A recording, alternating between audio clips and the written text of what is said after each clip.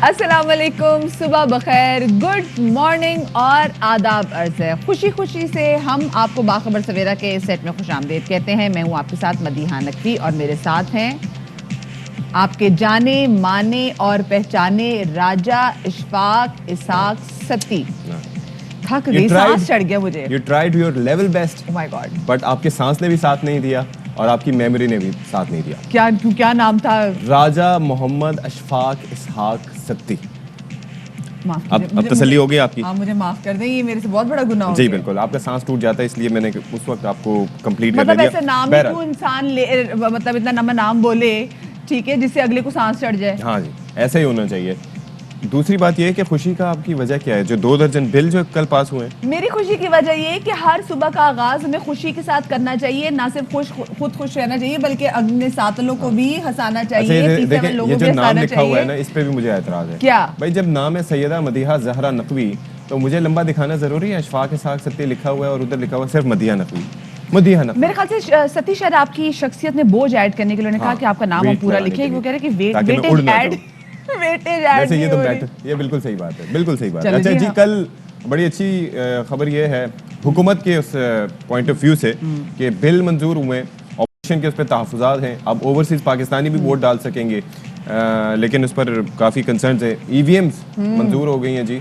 Election commission के एतराज़ात अपनी जगह, उन्होंने कहा तुसी साइड पे रहो, हमने करवाना ईवीएम मंजूर। Evil and vicious machine. चले जी, इस हवाले से बात होगी, लेकिन पहले जल्दी से टॉप स्टोरीज में नजर आ लेते हैं।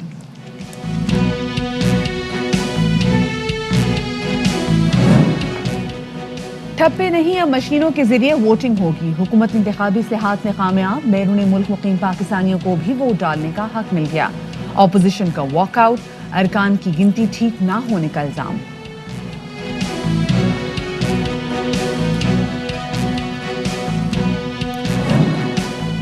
शहबाज शरीफ और बिलावल भुट्टो ने मुश्तरका इजलास की कानून साजी मुस्तरद कर दी। बिल्स की मंजूरी को स्याह तरीन दिन करार दे दिया। ऑपोजिशन रहनुमाओं का अदालत जाने का ऐलान। और कराची और लाहौर समेत बड़े शहरों में डेंगू की तर्ज के पुरस्कार वायरस का फैलाव बढ़ने लगा। माहिरीन कहते हैं शहरी मच्छरों से बचाव के लिए एहतियाती तदाबीर इस्तेमाल करें।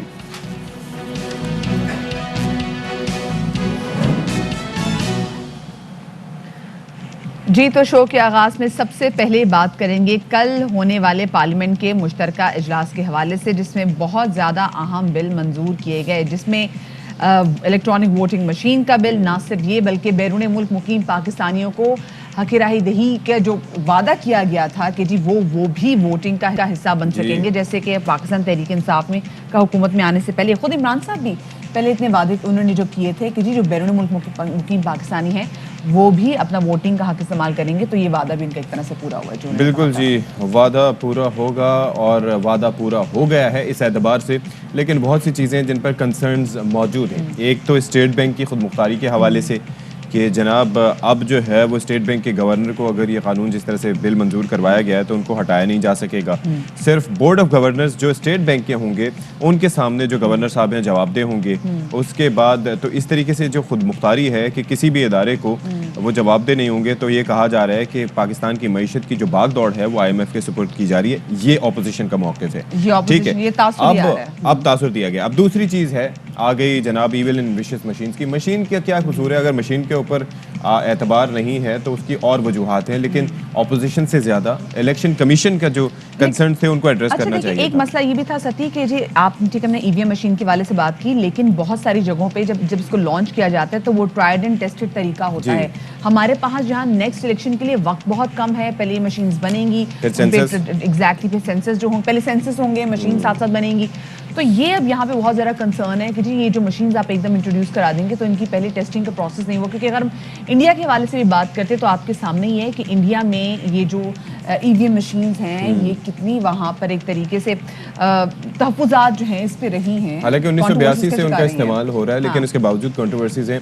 और कोई तो वजह है जिसकी वजह से दुनिया के सिर्फ 8 ममालिक में अभी उसका इस्तेमाल हो रहा है। अगर इतनी ही सारे कुछ बेहतर होता तो तरक्की याफ्ता मुल्क तो कई ज़्यादा हैं और पाकिस्तान का नंबर तो लाइक 196 से 198 मुल्कों में कहीं ना कहीं आखिर में जाके आता।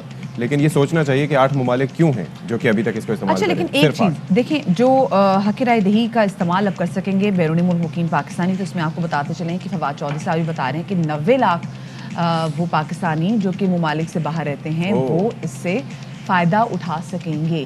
क्या कहना था उनका, आपको सुनवाते हैं। अपोजिशन 3 सालों की शिकस्तों के बाद शिकस्त और रेख्त का शिकार है। अपोजिशन अब बिखर रही है, कमजोर पहलवानों के ऊपर मुश्तमिल। आज के कवानीन की मंजूरी के बाद अपोजिशन के अंदर जो अमल है वो तेज हो जाएगा। जो कवानीन है वो बहुत अहमियत के हामिल है, एक इलेक्ट्रॉनिक वोटिंग मशीन का और एक ओवरसीज पाकिस्तानीज को वोट देने का हक। आज ओवरसीज पाकिस्तानीज जो हैं वो इस बात के गवाह रहे, उनके वोट के हक के इस्तेमाल के लिए पाकिस्तान में एक ही जमात जो है वो खड़ी है और वो तहरीक इंसाफ है। अच्छा जी, तो इसके हवाले से जो अपोजिशन के कंसर्न्स ये हैं, ओवरसीज़ पाकिस्तानियों को वोट का हक मिलना अच्छी बात है, हर पाकिस्तानी को वोट कास्ट करने का हक होना चाहिए, लेकिन कहा यह जाता है कि जब मुल्क से बाहर रहते हैं, जिसका एक्सपीरियंस किया हुआ है, तो उससे होता ही है कि आपका एक व्यू जो होता है वो बर्ड व्यू हो जाता है, यानी कि आप दूर से एक चीज़ को नोटिस कर रहे होते हैं, उसकी इतनी वहाँ पर संगीनियों का आपको पता नहीं चलता। और जाहिर है कि वहाँ पर जो इस करेंसी में आप अपना रिस्क कमा रहे होते हैं, तो वो करेंसी के अगर रेट्स बढ़ते चले जाते हैं तो आपको बेहतर ही लगता है। एक्सचेंज रेट, जैसे कि गवर्नर स्टेट बैंक ने भी कहा था कि भाई एक्सचेंज रेट से तो इनको फ़ायदा होगा, तो बिलावल साहब ने ये कहा उस पर कि भाई होना ये चाहिए कि आज़ाद कश्मीर की तर्ज पर जिस तरह से बैरून मुल्क मुकीम लोगों को नुमाइंदगी का हक मिलता है, वैसे ना ये ना हो कि वोट पेरिस में डाले जाएं और नतीजा मुल्तान का बदल जाए। हाँ, तो इस पे ज़ाहिर है ये कि कुछ they have to तहफ़्फ़ुज़ात decide। है मेरे ख्याल से वो, क्योंकि ऑपोजिशन इस हवाले से काफ़ी ज़्यादा वोकल भी है। करम ने देखा भी, उन्होंने कहा कि वो कोर्ट से भी इस हवाले से जो है हाँ, वो रुजू करेंगे। लेकिन जो हमारे ओवरसीज़ पाकिस्तानीज़ हैं उनको वोट का हक मिलने के बाद वो काफ़ी ज़्यादा खुशी का इजहार कर रहे हैं। क्या कहना है ओवरसीज़ पाकिस्तानियों का, ज़रा आपको ये भी सुनवाते हैं। पोजीशन को तो बहुत खुश होना चाहिए कि बाहर के लोग वोट डाल सकते हैं, तो हसन नवाज और हुसैन नवाज भी वोट डाल सकेंगे। ओवरसीज पाकिस्तानी जिस तरह पाकिस्तान की मैशियत में अहम किरदार अदा करते हैं, पाकिस्तान के इलेक्शन में भी बहुत अहम किरदार अदा करेंगे। बड़ा एक जानदार वादा किया था ओवरसीज पाकिस्तानियों से, जो आज पूरा हुआ। ओवरसीज पाकिस्तानियों को उनका हक मिला है। आज़म इमरान खान से जो ख्वाब देखा, जो विजन देखा, आज उसकी ताबीर हम सब ने देख ली। आने वाले इलेक्शन में अब जो ओवरसीज पाकिस्तानी है उनका वोट एक कलीदी किरदार अदा करेगा। हम लोग खुद कंट्रीब्यूट करेंगे, जिस गवर्नमेंट को लाना है पाकिस्तान में, जो हम समझेंगे बाहर रह के कि अच्छी है। और यूके से हमें ज्वाइन कर रहे हैं फरीद कुरैशी, और उनसे हम ज़रा जान लेते हैं कि वहाँ पर लोगों का क्या रिएक्शन सामने आया है इस अहम फैसले पर। बताइएगा जी। बिल्कुल, बिलाखिर ओवरसीज पाकिस्तानियों का देरीना मुतालबा पूरा हुआ और पाकिस्तान की पार्लिमान ने ओवरसीज पाकिस्तानियों के लिए हक राय दही की मंजूरी दे दी है। इस पर जब हमने ओवरसीज पाकिस्तानियों से बात की तो उन्होंने खुशी का इजहार किया और वज़ीर आज़म इमरान खान का शुक्रिया अदा किया, जिन्होंने अपने इंतखाबी मंशूर के मुताबिक और वादे के मुताबिक ओवरसीज पाकिस्तानियों को वोट का हक दिलवाया है। और ओवरसीज पाकिस्तानियों का यह कहना है कि इसके ज़रिए बरतानिया के अंदर बसने वाले ओवरसीज पाकिस्तानी जो कि पाकिस्तान की सियासत में बढ़ चढ़ कर हिस्सा लेते हैं, वो मुस्तफ़ीद हो सकेंगे और अपना रोल प्ले कर सकेंगे। कुछ जो अनासिर हैं उनकी तरफ से इसकी मुख्तलिफ दलाइल की बुनियाद पर मुखालफत भी की गई कि इससे कम्युनिटी के अंदर एक जो इंतशार या कशीदगी पैदा हो सकती है, लेकिन जो मेजॉरिटी है उसने इस फैसले पर खुशी का इजहार किया है। और कुछ ओवरसीज पाकिस्तानियों का ये भी कहना है कि जो बरतानिया के अंदर मुकीम सियासी लोग हैं जो कि खुद ओवरसीज शहरियत रखते हैं, उन्हें तो इस पर खुशी का इजहार करना चाहिए, खुसूसन जिनका ताल्लुक अपोजिशन जमातों के साथ है, लेकिन वो भी बदकिस्मती से इस फैसले की मुखालफत कर रहे हैं। ओवरसीज पाकिस्तानी जो है उन्होंने जो यहाँ पे मेंबरान पार्लियामेंट हैं, जो काउंसलर्स हैं, जो यहाँ की सियासत के अंदर भरपूर हिस्सा ले रहे हैं, उनकी तरफ से भी इस फैसले पर मस्बत रद्द-ए-अमल जो है वो दिया गया है। और बरतानिया में बसने वाली जो ओवरसीज कम्युनिटी है उन्होंने ओवरसीज पाकिस्तानियों के लिए वोट के राइट को एक मस्बत कदम करार दिया है और वज़ीर आज़म इमरान खान का इस पर शुक्रिया अदा किया है। बहुत अच्छी। हमारे नुमाइंदे हमें फरीद कुरैशी बता रहे थे कि किस तरीके से बरतानिया में भी जो मुकीम पाकिस्तानी हैं वो किस कदर खुश हैं कि उनको अब वोट देने का हक मिल गया है। कल की जो दिन जितने जितने बिल पास हुए हैं और जो कुछ वैसी वाले से बात करेंगे, पाकिस्तान तहरीक इंसाफ के रहनुमा सदाकत अब्बासी साहब हमारे साथ मौजूद हैं। सदाकत अब्बासी साहब, बहुत शुक्रिया आपका, आपने बाखबर सवेरा को वक्त दिया। वैसे आपका हमसे शिकवा रहता है कि हम महंगाई के मसले पर ही आपको लेते हैं, लेकिन कल जो हुआ है और कल जो हुकूमत की इतनी बड़ी जीत हुई है, हुकूमत के इत्तेहादियों ने जिस तरीके से हुकूमत का साथ दिया है, क्योंकि पहले 21 बिलों की बात हो रही थी, 38 बिल जो है वो कल मंजूर किए गए हैं, क्या कहना चाहेंगे इस पर? जी बहुत शुक्रिया आप दोनों को। अस्सलाम वालेकुम। देखें, ये कोई हमारे लिए, हुकूमत के लिए कामयाबी नहीं है। हम समझते हैं कि ये जमहूरियत के लिए, मुल्की निज़ाम के लिए और तब्दीली का जो ख्वाब देखने वाले लोग थे उनकी कामयाबी है कि पाकिस्तान जो है जिस पिछले 70 सालों में इलेक्शंस के धांधली का वावेला करता था और आखिरी हमने अपनी उम्र में जो भी इलेक्शन देखे कभी हारने वाले ने दिल से तस्लीम नहीं किया। ये आपके राजा इशफाक सत्ती साहब जो है ये जनाब आपको पता है कि ये मेरे इलाके से हैं। इनसे पूछने के मैंने 1,37,000 वोट लिया है और इस इलाके का टॉप मैंने किया है। लेकिन कभी ट्विटर पे जाके लोग कहते हैं जी इसके वोट असली नहीं थे, इसके जाली से बड़ा दुख होता है एक एक गांव में जाके जब वोट कलेक्ट करते हैं। एक और नंबर 2 ये कि हुकूमतों का और जमहूरियतों का बड़ा टाइम जाया होता है जब ये धरने हो, मुजाहरे हो, पार्लियामान में बहस हो कि तुम सिलेक्टेड हो, तो जो असल इश्यूज हैं कौम के उनसे हट के हम जरूरी मसला सारा यही है कि उसके ऊपर कंसेंसस डेवलप नहीं हुआ। तो जब इलेक्शन कमीशन ऑफ पाकिस्तान जैसा इदारा जो कि जिसके एतराज़ात मौजूद हैं और जो शफाफ इलेक्शन कराने का दाई है इस मुल्क में, वो अगर इससे मुतमईन नहीं है, ऑपोजिशन मुतमईन नहीं है, तो ये नारे जो धांधली के हैं या सिलेक्टेड होने के हैं ये तो आइंदा इलेक्शंस के बाद भी लगेंगे। आपको लगता है ये नहीं लगेंगे आइंदा नारे ऐसे? देखिए हमने पूरा एक प्लान बनाया है और आपको पता है हमारी जो लीडरशिप है वो बड़ी अच्छी सेलर ऑफ द आइडिया है। हम इस तरह नहीं करेंगे कि एकदम हम इनको पूरी तरह एक्सपोज करेंगे और पूरी तरह चैलेंज करेंगे इनके इस बयानिए को। हमने इसकी जो एक पायलट प्रोजेक्ट्स करने हैं, हमने प्रेस क्लब में करने हैं, आपके बार काउंसिल्स में करने हैं, आपके ताजरान के इलेक्शन इससे कराने हैं। हमने पायलट प्रोजेक्ट जो है वो कोई बल्दियाती इलेक्शन इससे कराने ताकि कौम को पूरी तरह हम इस चीज पे लेके आएंगे। हमने कोई जाहिर है हम भी एक जमहूरी पार्टी है और हम कभी नहीं समझेंगे कि ये जो काम कर रहे हैं इससे हम मुल्क को आगे जाने के जाए पीछे लेके जाएं।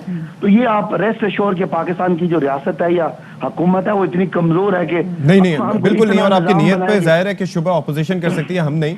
और एक चीज ये है कि दुनिया के देखें ना, हम बात करते हैं 196-97 के करीब मुल्क है, ठीक है, उसके बाद उनमें से सिर्फ 8 मुल्कों में अगर यूज हो रहा है, इंडिया में कंसर्न्स मौजूद हैं, दीगर मुल्कों में कंसर्न्स मौजूद हैं, तो जाहिर है कोई तो वजह होगी कि जो इसके ऊपर वेरीफाइंग के हवाले से, फिर उसके बाद डिसेबल्ड लोगों की वोटिंग के हवाले से, पता करने के हवाले से कि किसने किसको वोट दिया, तो जाहिर है कि ये कंसर्न्स मौजूद है और इन कंसर्न्स को एड्रेस करके अगर फिर इनका यूटिलाइजेशन होती, मंजूरी होती तो फिर ज्यादा बेहतर होता।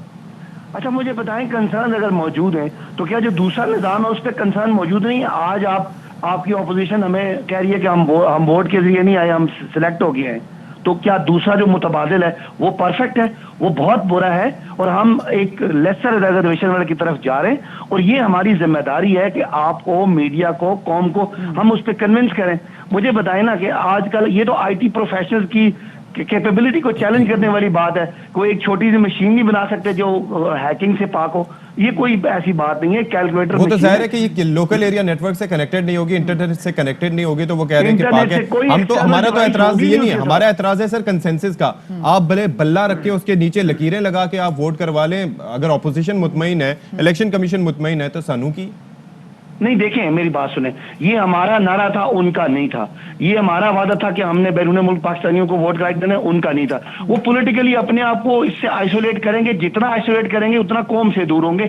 आज बैरून मुल्क पाकिस्तानियों को पता चल गया कि PTI ने उनको वोटिंग का हक दिया और नून और पीपल्स पार्टी ने उसको रोका, तो आपका क्या ख्याल है इससे उनका वोट बैंक खराब नहीं होगा? मुकीम पाकिस्तानियों से तो जो वादे किए गए थे वो पूरे किए। जो पाकिस्तान में मुकीम जो बाकी यहाँ की 22-23 करोड़ अवाम है वो भी कह रहे हैं कि भाई 90 लाख लोगों से तो वादा जो किया था पूरा कर लिया, तो हमारे साथ जो वादे किए गए वो कब पूरे किए गए? अभी ये कंसेंसस के वाले से बात कर रहे थे, तो जरा सेंसस पे आ जाते हैं। इससे ये जो सेंसस पे काम होना अभी बाकी रहता है, फिर उसके बाद ऑफ कोर्स अभी तो ये जो मशीन है आप लोगों ने इसका बिल पास करा दिया है, लेकिन इस मशीन को बनने में, इसके ट्रायल में बहुत ज्यादा दरकार होगा। सो डू यू थिंक कि आप नेक्स्ट आने वाले इलेक्शंस जो हैं वो EVM के थ्रू कर सकते हैं?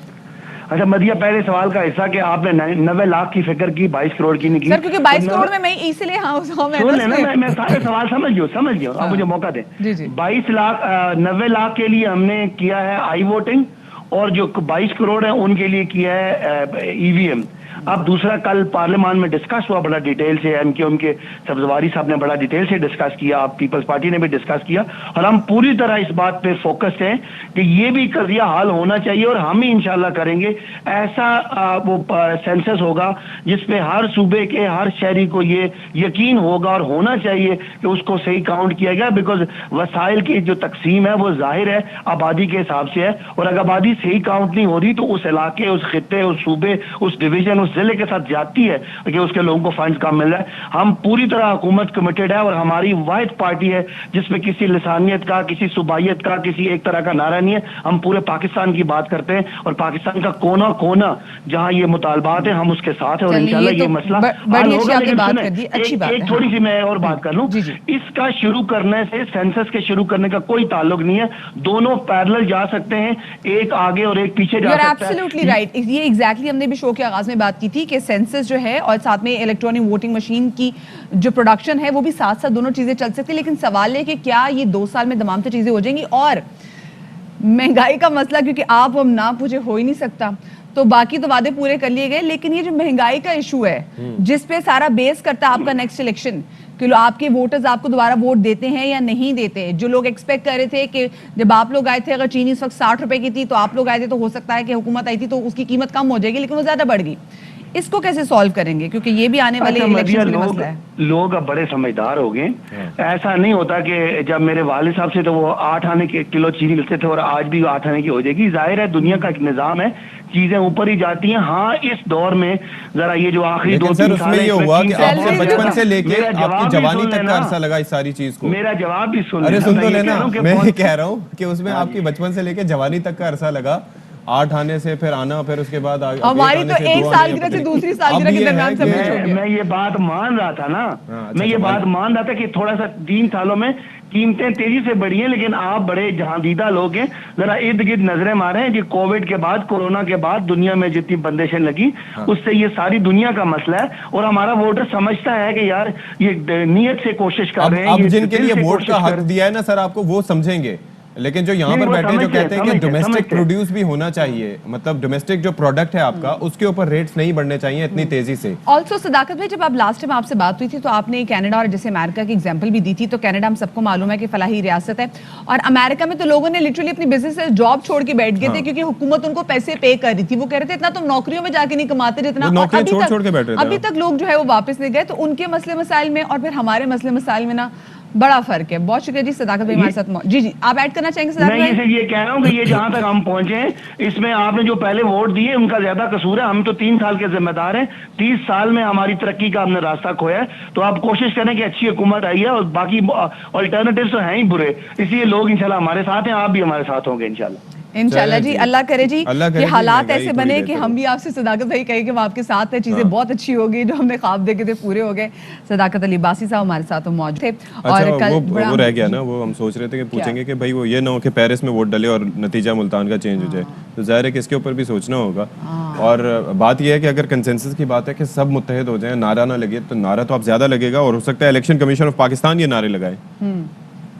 मतलब एक तो ये है कि आप किस तरह की बंदूकें दे रहे हैं और फिर उससे कह रहे हैं कि फायरिंग करो। चले जी देखिए क्या होता है। अभी तो आप बड़ा खिलाफ हैं, आप बड़ी खिलाफ मैंने क्या खिलाफ बात की है?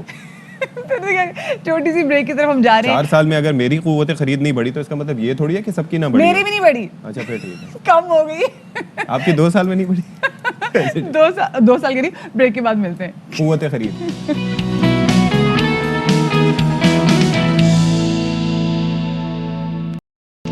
Welcome back after the break. कल पार्लियामेंट का जो मुश्तरका इजलास हुआ है उसमें बिल काफ़ी ज़्यादा पास हुए हैं और कल के मुश्तरका इजलास में हंगामा आराई भी बहुत ज़्यादा की गई है। अपोजिशन ने कल वॉकआउट भी किया है और समहाउ ऐसा लग रहा था कि जो इजलास जिसमें बड़ी अहम कानून साजियाँ हुई हैं वो ऐवान ने मछली बाज़ार बना रहा वो, और जिसमें मैंने अभी आपको बताया कि अपोजिशन ने वॉकआउट भी किया और कानून का जो कॉपीज़ थी, जो बहुत सारे बिल्स की कॉपीज़ थी, कल वो भी फाड़ी गई। और मुश्तरका सेशन में अपोजिशन ने काफ़ी ज़्यादा शोर शराबे भी किया और मुसलसल इल्ज़ाम भी लगाया जा रहा था कि जी गिनती जो है वो सही नहीं की गई। बस जी गिनती सही नहीं की गई। फिर ये एक मौक़िफ़ ये था कि जी ऐवान में जितने तादाद बनती है उसके हिसाब से वोटिंग होनी चाहिए सेनेट और कौमी असम्बली के। तो उस पर स्पीकर साहब ने कहा कि नहीं, जो लोग मौजूद होंगे उसके हवाले से उस हिसाब से होगा, तो मैं डिसाइड करूंगा क्या करना है। तो इसी पर बात कर लेते हैं। ब्यूरो चीफ इस्लामाबाद साबिर शाकिर साहब हमें अलसुब ज्वाइन करें। बहुत शुक्रिया साबिर शाकिर साहब, आपने हमारे लिए वक्त निकाला और अभी ज्वाइन करेंगे बल्कि हमें बताया गया। तो जाहिर है कि साबिर शाकिर साहब हमें रोशनी डालेंगे कि ये जो अरकान हैं ये सब्र शुक्र के साथ ये क्यों नहीं कार्रवाई को आगे बढ़ाते और किस तरीके से सिचुएशन जो है वो कल ऐसे हमने अजीब देखा सी कि होती है। शिबली फराज साहब का भी जो एक हमने देखा कुछ जुमलों का तबादला हुआ पाकिस्तान पीपल्स पार्टी के रहनुमा से, तो काफ़ी माहौल जो था ना वो गर्मा गया है, क्योंकि जो बहस मुबासे होता रहा। अच्छा, ये मेरे ख्याल से जो गोल दायरे में हम देख सकते हैं कि यहाँ पे किस तरीके से पाकिस्तान तहरीक इंसाफ के भी जो रहनुमा मौजूद थे, शिबली फराज साहब आप देख सकते हैं, साथ में उनके मुरासिर साहब भी खड़े थे।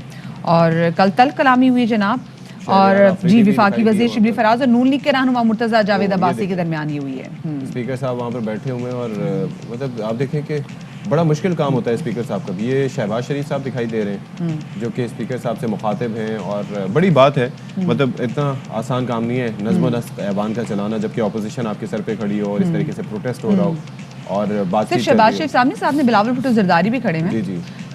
अच्छा जी, मुर्तजा जावेद अब्बासी ने फिर हुकूमती अरकान को खुद गिनने की कोशिश भी की और अपोजिशन अरकान कुलभूषण से मुतालिक बिल पर ऐवान से वॉकआउट भी करके हमने देखा। हाँ भी जी, ये भी एक अहम बिल था। वो कहते हैं ना कि devil lies in the details, तो वो दिखाते सज्जे इमारतें खपी हैं। तो एट टाइम्स इस हवाले से भी कहा जा रहा था कि जी उसको किसी तरीके से एनआरओ देने की कोशिश की जा रही है। तो बड़ी मुख्तलिफ जो है वो डिबेट होती रही। चलें जी, साबिर शाकिर साहब फाइनली सुबह सुबह हमें ज्वाइन कर चुके हैं। और साबिर भाई, बहुत शुक्रिया, आपने हमारे लिए वक्त निकाला। ये बताएं कि सब्र और शुक्र हमारे अरकान असेंबली में क्यों नहीं है आखिर, और ये क्या जमहूरियत का हुस्न है या कोई और मसला है? जमहूरियत का इसको हुस्न ही कहते हैं, क्योंकि ये तो अब पता नहीं आप सब्र शुक्र से क्या मुराद लेते हैं। सब्र शुक्र से मुराद तो हम जैसे लोगों के लिए है। हम कर रहे हैं, आप कर रहे हैं, मदिया कर रही है, मैं कर रही हूँ। हाँ जी, हम कर रहे हैं।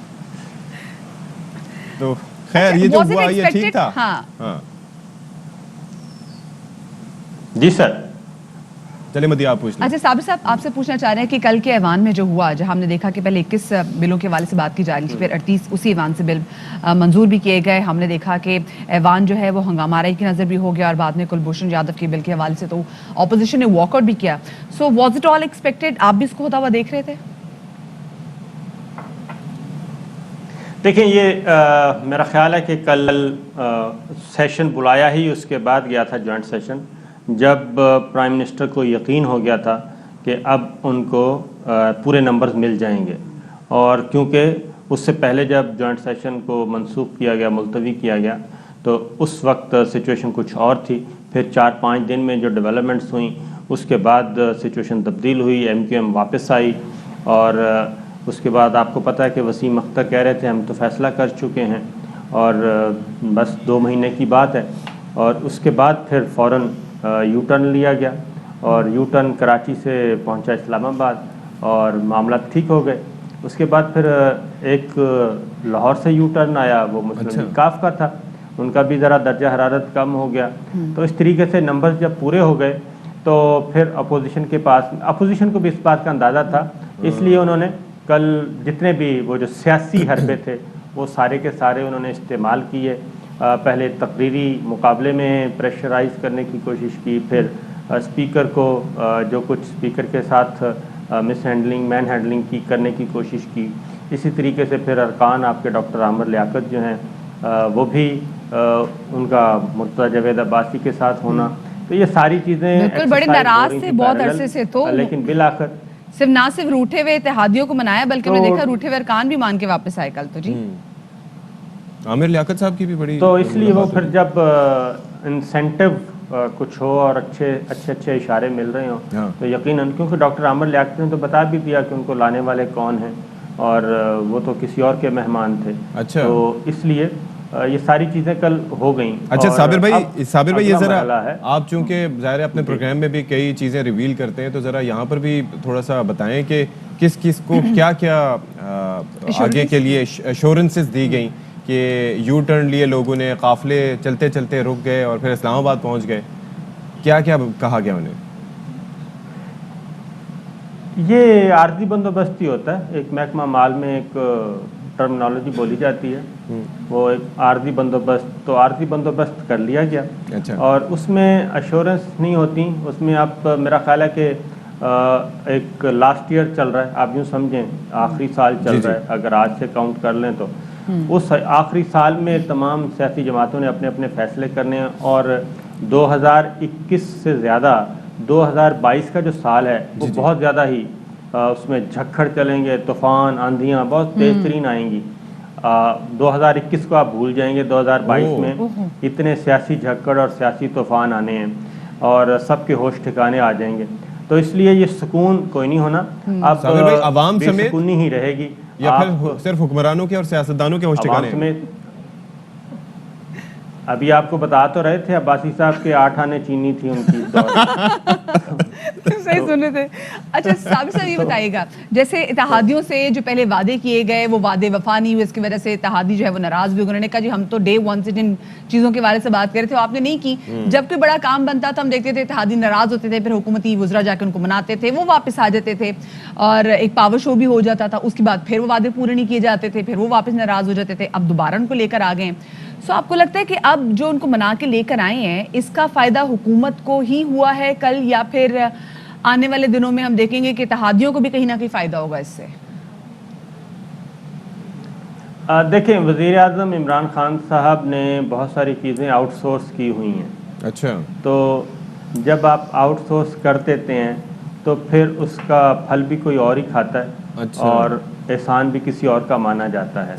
और ये प्राइम मिनिस्टर साहब को भी पता है कि जनाब वो सुकून से बैठे हैं, वो कहते हैं कि बस मामला हल हो जाएंगे, लेकिन ये सारी चीज़ें जमा हो रही हैं और जमा होते होते जब आपको पता है कि क्लोजिंग सेरेमनी की तरफ जाते हैं तो फिर यकदम ये चीज़ें फटती हैं और ये जितना भी प्रेशर कुकर में गैस जमा होता है वो फिर अचानक निकलता है। तो इसलिए ये मैं समझता हूँ कि प्राइम मिनिस्टर को चाहिए, यानी कि PTI को, कि वो खुद भी ज़रा थोड़ा सा अपने आप को पॉलिटिकल अप्रोच के साथ, पॉलिटिकल बिहेवियर के साथ सियासी जमातों के साथ मामला तय करना सीखना चाहिए। और अगर आप के यहाँ लचक नहीं होगी, गुफ्तगू नहीं करनी आपने बराह रास्त किसी से, तो फिर इसी तरह होगा। क्योंकि ये बहुत कम होता है कि एक लंच हो प्राइम मिनिस्टर का और उस लंच के फ़ौरन बाद प्राइम मिनिस्टर कह रहे हो कि जिस जिहाद समझ के आपने कल जाना है, तो जैसे ही वो तकरीर ख़त्म हो और उसी खाने पे कह दिया जाए दो इत्तेहादियों की तरफ से कि जनाब हम आपको वोट नहीं दे रहे। अच्छा, तो ये काफ़ी अच्छा साबिर भाई ये बताएं कि बहैसियत एक सहाफ़ी, तो बहैसियत एक सहाफ़ी आप ज़ाहिर है कि चीज़ों को मॉनिटर भी करते हैं और आपकी एक ओपिनियन भी होता है। ये जो 38 बिल जिस तरह से मदिया बता रही है कि वो पास हुए असेंबली से, उनमें से आपको लगता है कि सारे ठीक ही थे, हुकूमत ने जो किया ठीक किया, या कुछ चीज़ों पे आपके भी कंसर्न्स थे कि हाँ जी ये चीज़ होगी, ये शायद ना होती तो बेहतर था, या थोड़ा देख लेना चाहिए था, कंसेंसस डेवलप कर लेना चाहिए था, या नहीं करना चाहिए था? कुछ ऐसा था इनमें से? देखिए, इसमें जो इम्पोर्टेंट है, आगे जो लड़ाई होनी है वो होनी है सिर्फ और सिर्फ दो मामला पे, और वो है इलेक्टोरल रिफॉर्म्स। एक इलेक्ट्रॉनिक वोटिंग मशीन और एक ओवरसीज़ पाकिस्तानीज़ को ऑनलाइन वोट देने का हक। ठीक है, ये एक ऐसा मसला है, ये किसी एक सियासी जमात का मसला नहीं है और ये पूरी सियासी जमातें इसकी स्टेक होल्डर्स होती हैं, पूरा सिस्टम स्टेक होल्डर है, पाकिस्तान के अवाम स्टेक होल्डर हैं। तो वो ऐसी चीज़ थी जो कि इत्तफाक़ राय से या कम अज़ कम मिनिमम इत्तफाक होना चाहिए था, उस पर होनी चाहिए थी। उसमें इलेक्शन कमीशन ऑफ पाकिस्तान भी उसको अपोज कर रहा है। वो इसलिए नहीं कर रहा कि इलेक्ट्रॉनिक वोटिंग मशीन के वो खिलाफ है, वो कह रहा है कि अभी हम इस पोजीशन में नहीं है, हमारा सिस्टम इस पोजीशन में नहीं है। अगर ये आगे जाके ये क्राइसिस होगा पैदा, उसकी वजह है कि इलेक्शन का इनकाद करवाना है इलेक्शन कमीशन ऑफ पाकिस्तान ने, और उस वक्त ये गवर्नमेंट भी नहीं होगी और उस वक्त मामला इलेक्शन कमीशन ऑफ पाकिस्तान को डिसाइड करना होगा कि क्या वो इस पोजीशन में है कि वो पूरे मुल्क में यकदम इलेक्ट्रॉनिक वोटिंग मशीन का इस्तेमाल कर सके, जबकि हमारे आधे 5-6 करोड़ जो हैं वो रूरल एरिया के वोटर्स हैं और देहातों में रहते हैं, नाखानदा हैं, पढ़े लिखे नहीं हैं, और सिक्रेसी कैसे बरकरार रहेगी।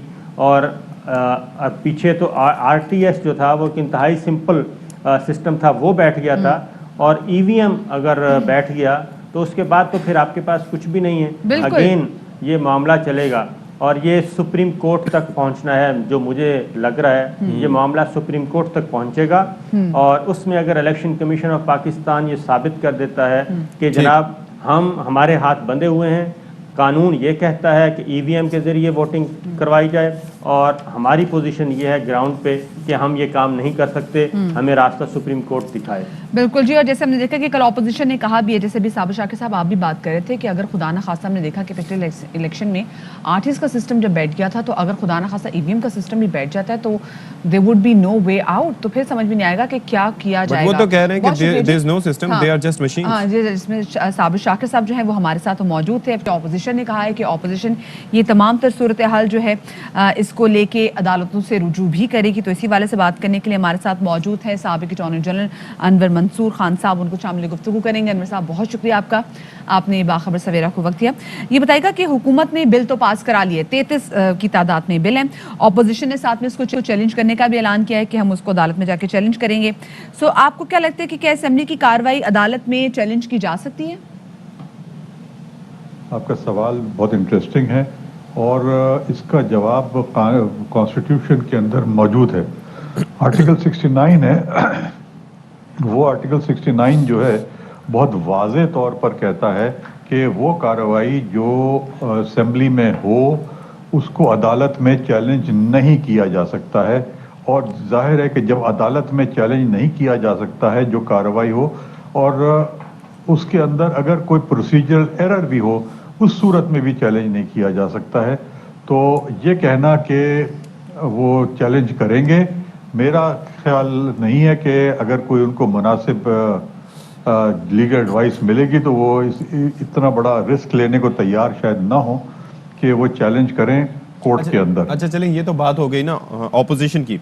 इलेक्शन कमीशन ने कई निकात पेश किए थे एतराज़ात के, और उसने भी मुखालफत की थी इलेक्ट्रॉनिक वोटिंग मशीन्स की, तो उनके पास क्या इख्तियार है अदालत जाने का? इलेक्शन कमीशन एक कॉन्स्टिट्यूशनल इदारा है, मगर पार्लियामेंट का हिस्सा नहीं है। पार्लियामेंट में जो भी बिल पास होता है वो पार्लियामेंट का एक्सक्लूसिव इख्तियार है, और इलेक्शन कमीशन के पास ये इख्तियार नहीं है कि उस पार्लियामेंट के बिल को पास होने के में कोई एतराज़ कर सकें या अदरवाइज। इसलिए कि एक दफ़ा बिल पास हो जाए वो कानून बन जाता है, और इलेक्शन कमीशन जो है वो कानून के हिसाब से उसको काम करना पड़ता है। सही। अच्छा, साथ में अनवर मंसूर खान साहब ये भी कहिएगा कि कल ऑपोजिशन ने जो सबसे बड़ा एतराज़ उठाया, उन्होंने ये कहा कि भाई ये जो मुशीर हैं, ये जो मुआविन खुसूसी हैं, ये वोट का हक इस्तेमाल नहीं कर सकते क्योंकि उनकी बड़ी तादाद वहाँ पर मौजूद थी। सो क्या आइन भी इनको वोट का हक नहीं देती? बिल्कुल कर सकता है, और इसके अंदर अगर आप आर्टिकल 93 पढ़ें, आर्टिकल 93 कहता है कि आप प्राइम मिनिस्टर जो है वो 5 एडवाइज़र रख सकता है, और वो एडवाइज़र जो 5 होंगे उनके लिए आर्टिकल 57 एप्लीकेबल होगा। और आर्टिकल 57 ये कहता है कि ये जितने लोग अपॉइंट होते हैं उनका राइट है कि वो मजलिस शूरा पार्लियामेंट के अंदर बात कर सकते हैं। इस लिहाज से अगर किसी मावन खुसूसी या adviser to the prime minister है, वो बिल्कुल जाकर असेंबली में बात कर सकते हैं, इसमें कोई गुंजाइश इसके अलावा नहीं है। ये बिल्कुल गलत कहना है होगा किसी का कि अगर वो नहीं कर सकते हैं। अच्छा जी, बहुत शुक्रिया आपका। अनवर मंसूर खान साहब हमारे साथ मौजूद थे। अच्छा, मौजूदगी हो सकती है, बात कर सकते हैं, ये बताना अनवर मंसूर खान का, लेकिन जो सवाल था वोट देने के हवाले से, वोट ज़ाहिर नहीं दे सकते, वो असेंबली मेंबर्स का ही इस्तेहकाक है। चलें जी, एक छोटी सी ब्रेक लेने, ब्रेक के बाद मिलते हैं।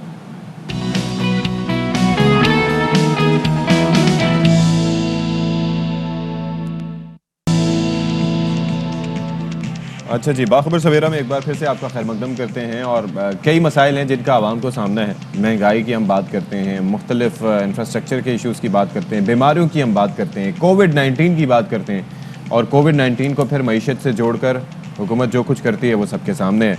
अब जनाब, कोविड के बाद फिर डेंगू की हमने बात की, टाइफाइड की हमने बात की, बीमारियों से खासे हमारा शगफ रखते हैं हम लोग और चाहते हैं कि उनका हल किसी तरीके से निकले। अब एक और नई चीज़ शुरू हो गई है जो कि कराची समेत, लाहौर समेत मुख्तलिफ शहरों में फैल रही है कि बुखार वही है, सिम्टम्स मिलती जुलती हैं, लेकिन वो नहीं है। बिल्कुल सती, मतलब लोगों को 3-3 4-4 दिन बुखार रह रहा है, उनके जो प्लेटलेट्स हैं वो भी कम हो रहे हैं, उनके जो वाइट ब्लड सेल्स हैं वो भी समहाउ कम हो रहे हैं, लेकिन उसका शुमार डेंगू में नहीं हो रहा। तो जितनी पुरस्कार बीमारी लाहौर में फैली हुई है, कराची में फैली हुई है, इस हवाले से डॉक्टर्स क्या राय रखते हैं, इसी हवाले से बात करेंगे। हमारे साथ मौजूद हैं डॉक्टर शोभा लक्ष्मी, जो कि assistant professor infection disease tower हमारे साथ मौजूद हैं। बहुत शुक्रिया आपका डॉक्टर शोभा कि आपने बाखबर सवेरा में हमें वक्त दिया। डॉक्टर शोभा, हम बड़े मसाइल में घिरे हुए हैं इस वक्त। अगर बीमारियों के हवाले से बात की जाए, लाहौर में इस वक्त स्मॉग भी है, लोगों को सांस लेने का मसला भी है। सांस लेने का मसला हम कोविड में भी देखते हैं, कोविड समहाउ अभी भी एग्जिस्ट कर रहा है। देन डेंगू ने एक बार सर उठा लिया है। डेंगू ने तो सर उठाए, लेकिन डेंगू से मिलती जुलती बीमारी भी अब मौजूद है। लोगों को उससे मसले मसाइल हो रहे हैं, बुखार हो रहा है, प्लेटलेट्स कम हो रहे हैं। कुछ पता चल पाया है ये क्या बीमारी है? देखिए, probably it's a viral infection, जो कि प्रेजेंटेशन है कि फीवर होता है, थोड़ा सा थ्रोम्बोसाइटोपेनिया होता है, बॉडी एक्स होते हैं, तो ये वायरल इन्फेक्शन ही की तरफ जाता है। लोग खुद ब खुद रिकवर भी हो जाते हैं विदाउट एंटीबायोटिक्स।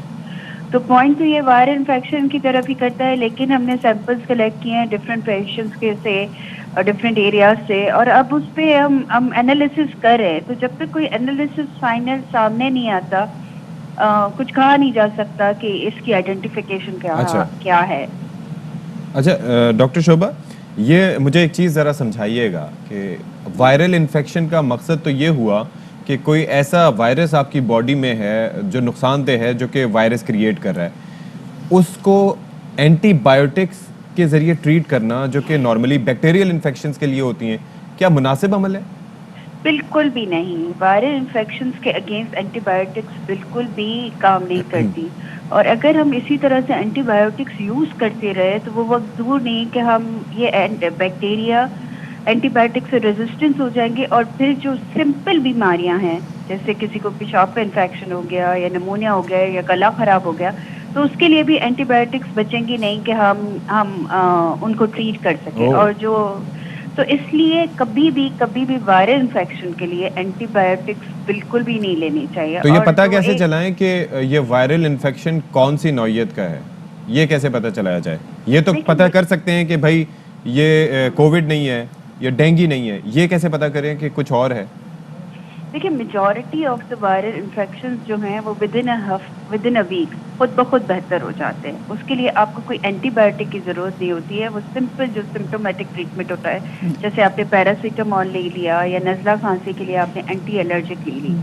सो मेजॉरिटी इन्फेक्शंस को ट्रीट करने के लिए जो वायरल इन्फेक्शंस होते हैं, एंटीबायोटिक की ज़रूरत नहीं होती, और लोग 3 से 4 दिन में खुद ब खुद बेहतर हो जाते हैं। फिर अक्सर जो है हमारे मॉलेज भी कुछ और लोग भी टेस्ट करने से घबराते हैं। अगर एक सिंपल टेस्ट होता है कंप्लीट ब्लड काउंट, अगर आप वही करा ले तो उसमें और ब्लड कल्चर और कंप्लीट ब्लड काउंट तो एक 300-350 रुपए का टेस्ट है, वो भी लोग करवाने से मतलब डरते हैं, और यूजुअली बहुत सारे डॉक्टर्स भी नहीं कहते करवाते, जिससे आपको काफी सारी इंफॉर्मेशन मिल सकती है। अच्छा। लेकिन जस्ट इमेजिन कि अगर आपके पास आज से 10 साल बाद कोई एंटीबायोटिक ही ना रहे, इफेक्टिव एंटीबायोटिक, तो ना आपकी सर्जरीज हो सकेंगी, ना आईसीयू में आपके पेशेंट्स बच सकेंगे। इवन छोटे छोटे बच्चे जो है उन पे एंटीबायोटिक्स। और ये ब्लड कल्चर किसके लिए होता है? ये आपने एक तो सीबीसी का बता दिया, ब्लड कल्चर से क्या पता चलता है? ब्लड कल्चर में यूजली हम देखते हैं कि बैक्टीरियल इन्फेक्शन है या नहीं। अगर बैक्टीरिया बॉडी में होता है तो फिर हम उसे लेबोरेटरी में ग्रो करके ब्लड का सैंपल लेते हैं, और लेबोरेटरी में हम देखते हैं कि उस पे ब्लड कल्चर में वो बैक्टीरिया ग्रो करा या नहीं करा। तो ये एक टेस्ट होता है जिसमें आप आर्टिफिशियली बैक्टीरिया को लेबोरेटरी में ग्रो करके मरीज के ब्लड के नमूने से ग्रो करते हैं। अच्छा सर, कुछ केसेस की सिवियरिटी के हवाले से बताएगा। जो केसेस आपके पास आए हैं, अभी आपने कहा कि कुछ तो केसेस 3-4 दिन बाद जो है वो खुद से ठीक हो जाते हैं, लेकिन आई एम श्योर कोई ना कोई क्रिटिकल सिचुएशन में भी आता होगा। इसे नौयत क्या है इस केसेस की और इस वायरस की? देखिए, इस वायरस से तो हमने इतने सीवियर केसेस नहीं देखे, लेकिन इस वक्त हम डेंगू से काफी सीवियर केसेस देखे हैं। तो हम काफी जो पिछले सालों से इस साल जो डेंगू का आउटब्रेक हुआ है, हमारे पास काफी ऐसे केसेस आए हैं जो काफी सीवियर हुए हैं, और जो कि आईसीयू तक उनकी एडमिशन हुई है, और कुछ लोगों की डेथ भी हो गई है। और मतलब इस वक्त भी मेरे अपनी क्लिनिक में और जो मैं डाव में करती हूँ, हर रोज 3 से 4 डेंगू के पेशेंट्स आते हैं। अच्छा। तो डेंगू के तो हमें पता है कि उसका सोर्स है मच्छर, तो उससे प्रोटेक्शन तो हम कर सकते हैं बिल्कुल। तो आप उसके ये अननोन वायरस तो अभी इसका मोड ऑफ ट्रांसमिशन पे नहीं पता उसका। मारता, लेकिन डेंगू का जो आउटब्रेक इस वक्त बहुत ज्यादा फैला हुआ है, उसके प्रोटेक्शन के लिए भी we are not doing anything. अच्छा, ये बताएं कि ये जो डेंगू के पेशेंट्स आ रहे हैं, how are you treating them? मतलब उनको क्या किया जाता है? सिम्टोमेटिक रिलीफ दिया जाता है? क्योंकि जाहिर है कि वायरल इन्फेक्शंस का और तो कोई क्योर नहीं होता। किस तरीके से, या प्लेटलेट्स की इन्फ्यूजन होती है, क्या होता है? डेंगू की सिविरिटी के हिसाब से उसको ट्रीट किया जाता है। 95% केसेस तो माइल्ड होते हैं जिनको कुछ नहीं किया जाता, आउट पेशेंट में देखा जाता है, और सिर्फ उनको कहा जाता है कि वो अपना हाइड्रेशन यानी पानी का लेवल जिस्म में अच्छा रखें। उनको हम सिंपल पैरासीटामोल देते हैं जिस्म में दर्द के लिए, अगर उनको वॉमिटिंग हो रही होती है तो उसकी दवा देते हैं। वो लोग जो क्रिटिकल होते हैं, जिनमें डेंगू शॉक सिंड्रोम या जिनको कहीं से ब्लीडिंग हो रही होती है, उनमें फिर हम उनको एडमिट करके एवेलुएट करते हैं, और फिर अकॉर्डिंगली जो मतलब अगर जिसमें पानी की कमी हो रही होती है या शॉक हो रहा होता है तो फिर पानी देते हैं। कोई और मसला हो रहा होता है जैसे जगह का फंक्शन सही नहीं होता या सांस लेने में तकलीफ होती है तो फिर उसको सपोर्ट करते हैं। अगर खुदा न खास्ता वो पेशेंट ब्लीड कर रहा होता है, सिर्फ जब ब्लीड कर रहा होता है तब हम प्लेटलेट्स ट्रांसफ्यूज करते हैं, वरना अगर प्लेटलेट्स बहुत कम भी हों लेकिन अगर वो ब्लीड ना करे तो फिर हम ट्रांसफ्यूज नहीं करते। और मेजॉरिटी ऑफ द पेशेंट्स 10वें दिन से 8 से 10वें दिन में इम्प्रूव होना खुद ब खुद शुरू हो जाते हैं। तो उसमें भी सपोर्टिव केयर है, एंटीबायोटिक्स का कोई रोल नहीं है। सही, ठीक है, बहुत शुक्रिया जी। असिस्टेंट प्रोफेसर डॉक्टर शोभा लक्ष्मी साहब हमारे साथ मौजूद थी। और अभी आपको यहाँ पर आमजन खबर से आगाह करते चले कि शहबाज शरीफ खानदान के खिलाफ टीटी स्कैंडल में गिरफ्तार मुलजिम अली अहमद खान पर नैब की तहकीकाती रिपोर्ट सामने आ गई है। और इस रिपोर्ट के मुताबिक मुलजिम अली अहमद खान ने शहबाज फैमिली के लिए मनी लॉन्ड्रिंग में मदद, एआनत और सहूलतकारी की। मुलजिम शहबाज शरीफ का बेनामी दार और 2010 से 18 तक बतौर डीजीपीआर चीफ मिनिस्टर हाउस में मुलाजमत करता रहा। मुलजिम ने बेनामी कंपनीज की तश्कील में मदद और सहूलतकारी की। 2 कंपनीज गुड नेचर और यूनिटास के जरिए 1884 मिलियन की मनी लॉन्ड्रिंग की गई। अली अहमद खान ने कंपनीज में इन्वेस्टमेंट के लिए 41.335 मिलियन की तरसीलात भी वसूल की। और FBI रिकॉर्ड के मुताबिक 2016 में मुलजिम के असासों की मालियत 1.726 मिलियन थी। मुलजिम जिस्मानी रिमांड पर नैब की तहवील में है। 1 दिसंबर को अदालत में अब दोबारा पेशी होगी। आपको एक बार फिर से बताते चलें कि शहबाज शरीफ खानदान के खिलाफ टीटी स्कैंडल में गिरफ्तार मुलजिम अली अहमद खान पर नैब की तहकीकाती रिपोर्ट अब सामने आ गई है। और इस रिपोर्ट के मुताबिक मुलजिम अली अहमद खान ने शहबाज फैमिली के लिए मनी लॉन्ड्रिंग में मदद, एआनत और सहूलतकारी की। मुलजिम शहबाज शरीफ का बेनामी दार और 2010 से 18 तक बतौर डीजीपीआर चीफ मिनिस्टर हाउस में मुलाजमत करता रहा। मुलजिम ने बेनामी कंपनीज की तश्कील में भी मदद और सहूलतकारी की।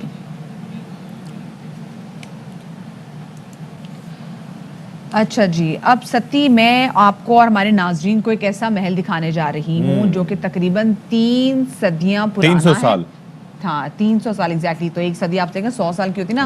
अच्छा, एक 3 सदियां पुराना है। अभी भी उसमें जो चांदी का फर्नीचर, चांदी की कुर्सियां रखी गई थी वो मौजूद है। ना सिर्फ ये बल्कि 400 साल पुराने दरख्त अभी भी फैज महल में मौजूद हैं। और इसी हवाले से मजीद रिपोर्ट करें खैरपुर से हमारे नुमाइंदे नवीद खोड़ू। जो इसमें फर्नीचर है उसी दौर का पुराना, शोकेस हैं, झूमर हैं, कारपेट है, सारे जो भी उसी पुरानी चीज के हैं। ये चांदी के सोफे पड़े हैं और अखरोट की लकड़ी से बने हुए हैं। जो महल को फैज महल और लक्की महल भी कहा जाता है। तारीखी महल की रिपेयरिंग भी नहीं कराई जाती ताकि ये अपनी असली हालत में बरकरार रहे। दरवाजे 4 हैं, 2 सामने एंट्री के हैं और 2 साइडों से हैं। दरख्त पुराने कोई 400 साल के हैं, दो कोई 200 साल के पुराने हैं दरख्त। लाल और सफेद रंग का ये महल शहर को खूबसूरती बख्श रहा है। कैमरामैन जमील जोयो के साथ नवीद खोड़ो, ARY न्यूज़ खैरपुर। जरा देखें क्या शानदार मेंटेनेंस है। शानदार मेंटेनेंस, मतलब 300 साल पुराना ये महल, 400 साल पुराने यहाँ के दरख्त, उस वक्त का चांदी का यहाँ पे फर्नीचर भी मौजूद है। तो मेरे ख्याल से हमारी अम्मियाँ देख के कहेंगी कि खबरदार पुराना फर्नीचर या मेरे जेज का फर्नीचर निकालने की बात की। वो रेको 3 सदियों पुरानी वहाँ पे चीजें पड़ी, क्योंकि उमूमी तो आपको पता है घर में ऐसे मतलब पड़े होती हैं। 20 साल पुरानी कोई चीज हो तो उस पर एतराज़ात हो जाते हैं। बहरहाल ब्रेक ले लेते हैं।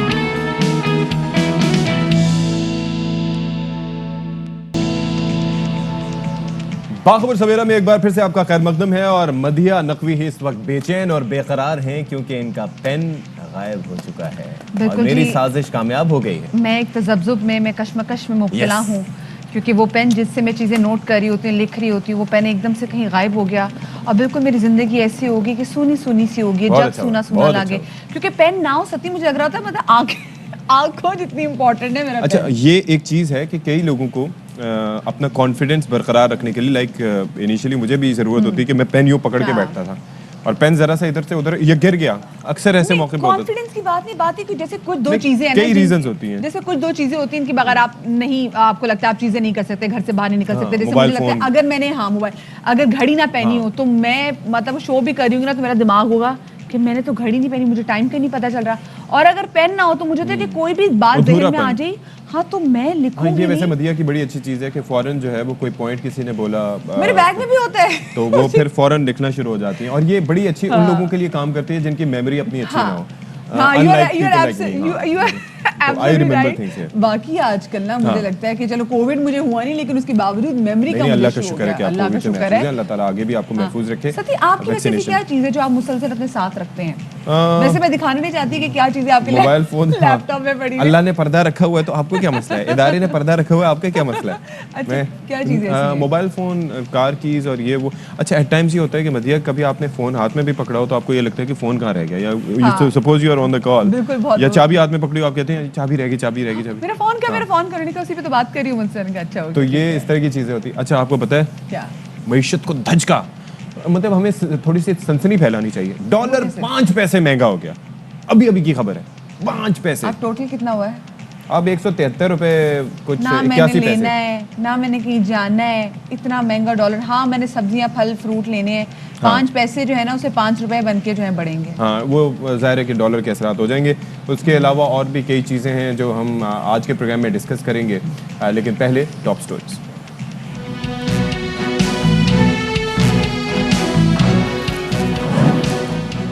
कराची सबसे बड़ा शहर और मुआशी हब, लेकिन कहीं आग लग गई तो फौरी बुझाना इंतहाई कठिन चैलेंज। महकमा फायर ब्रिगेड के पास फायर टेंडर्स और दीगर सहूलियात की शदीद कमी का सामना।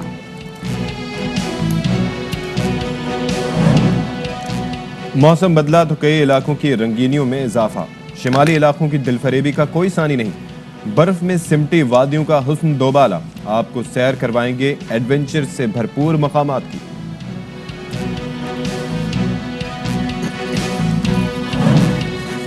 और मौसम सरमा में ठंड से कैसे बचें, जिस्म को इन्फेक्शन से किस तरह महफूज बनाएं, इसके लिए डाइट रखें अच्छी, खाएं मौसमी फल और मेवाजात।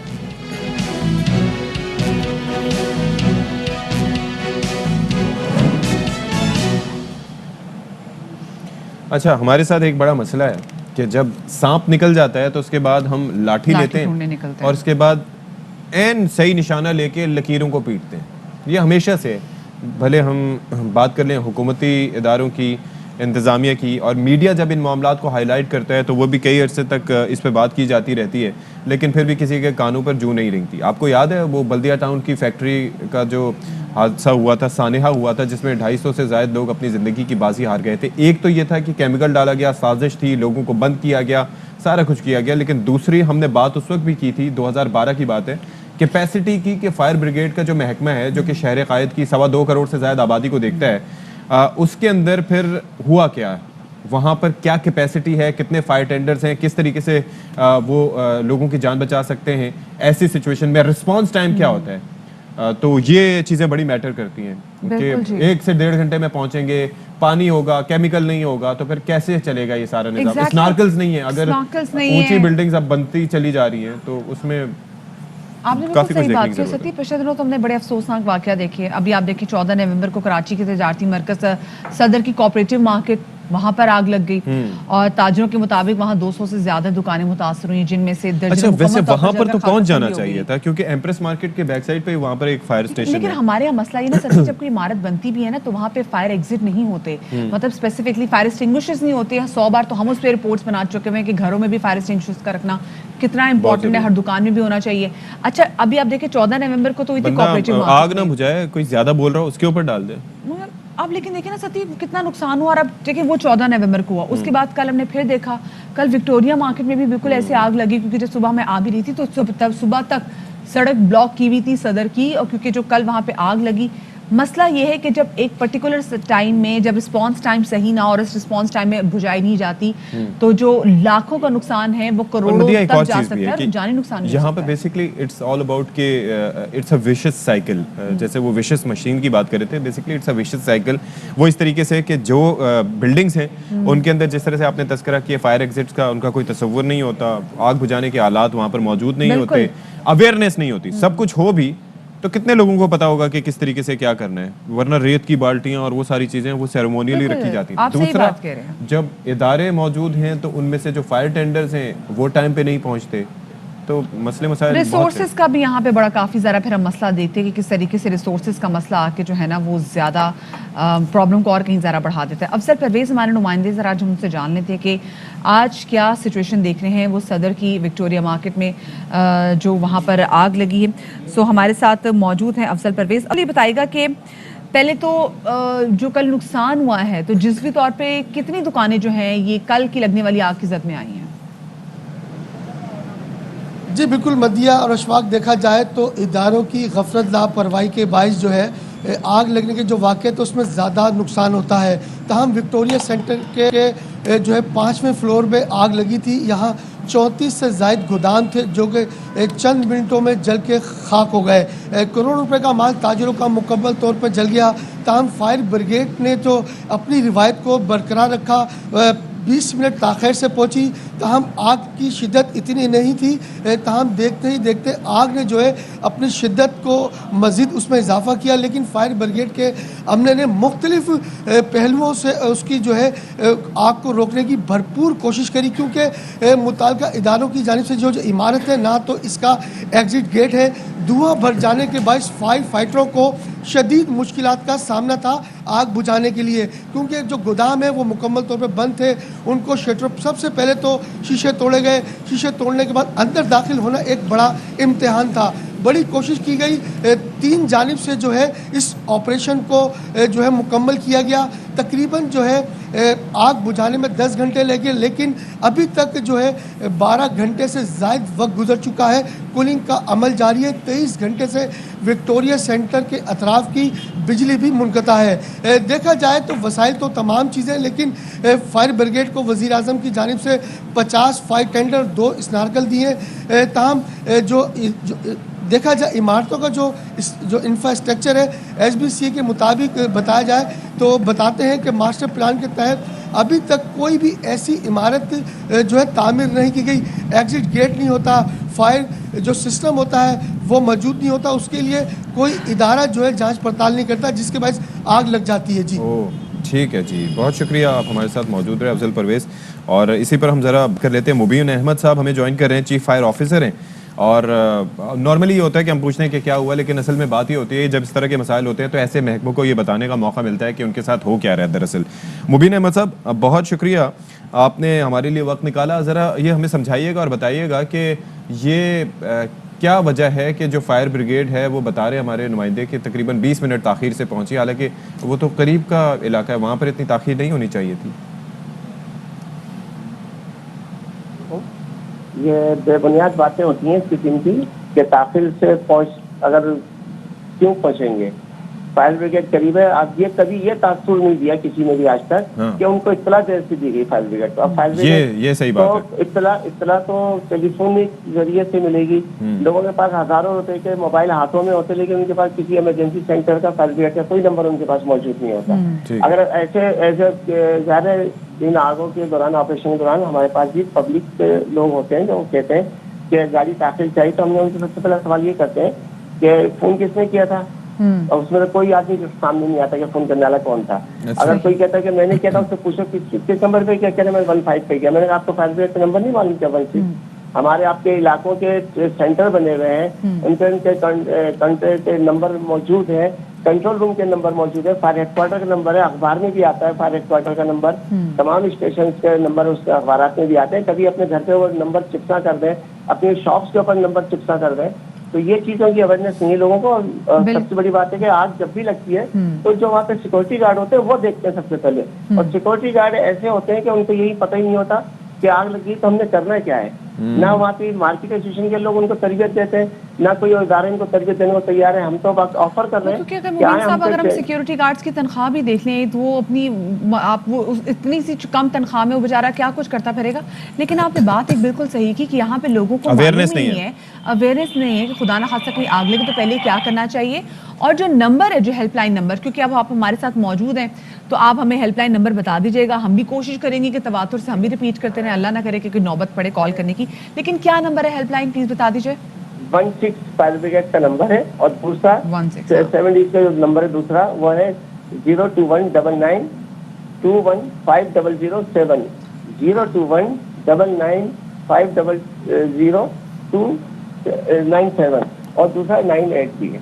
अगर ये नंबर नहीं लगता है तो आप 2 नंबर से 16 पे मिला दें, इंशाल्लाह कॉल बिल्कुल। अच्छा, दूसरा ये कि आपके पास कॉल लगती भी है और उसके बाद फिर जाहिर है कि रिकॉर्ड भी होती होगी, ये भी पता होता होगा कि किस टाइम पे किसने कॉल की थी और इसके अंदर रिस्पांस टाइम हमारा क्या था, ये जांचा जाता है ऑब्वियसली।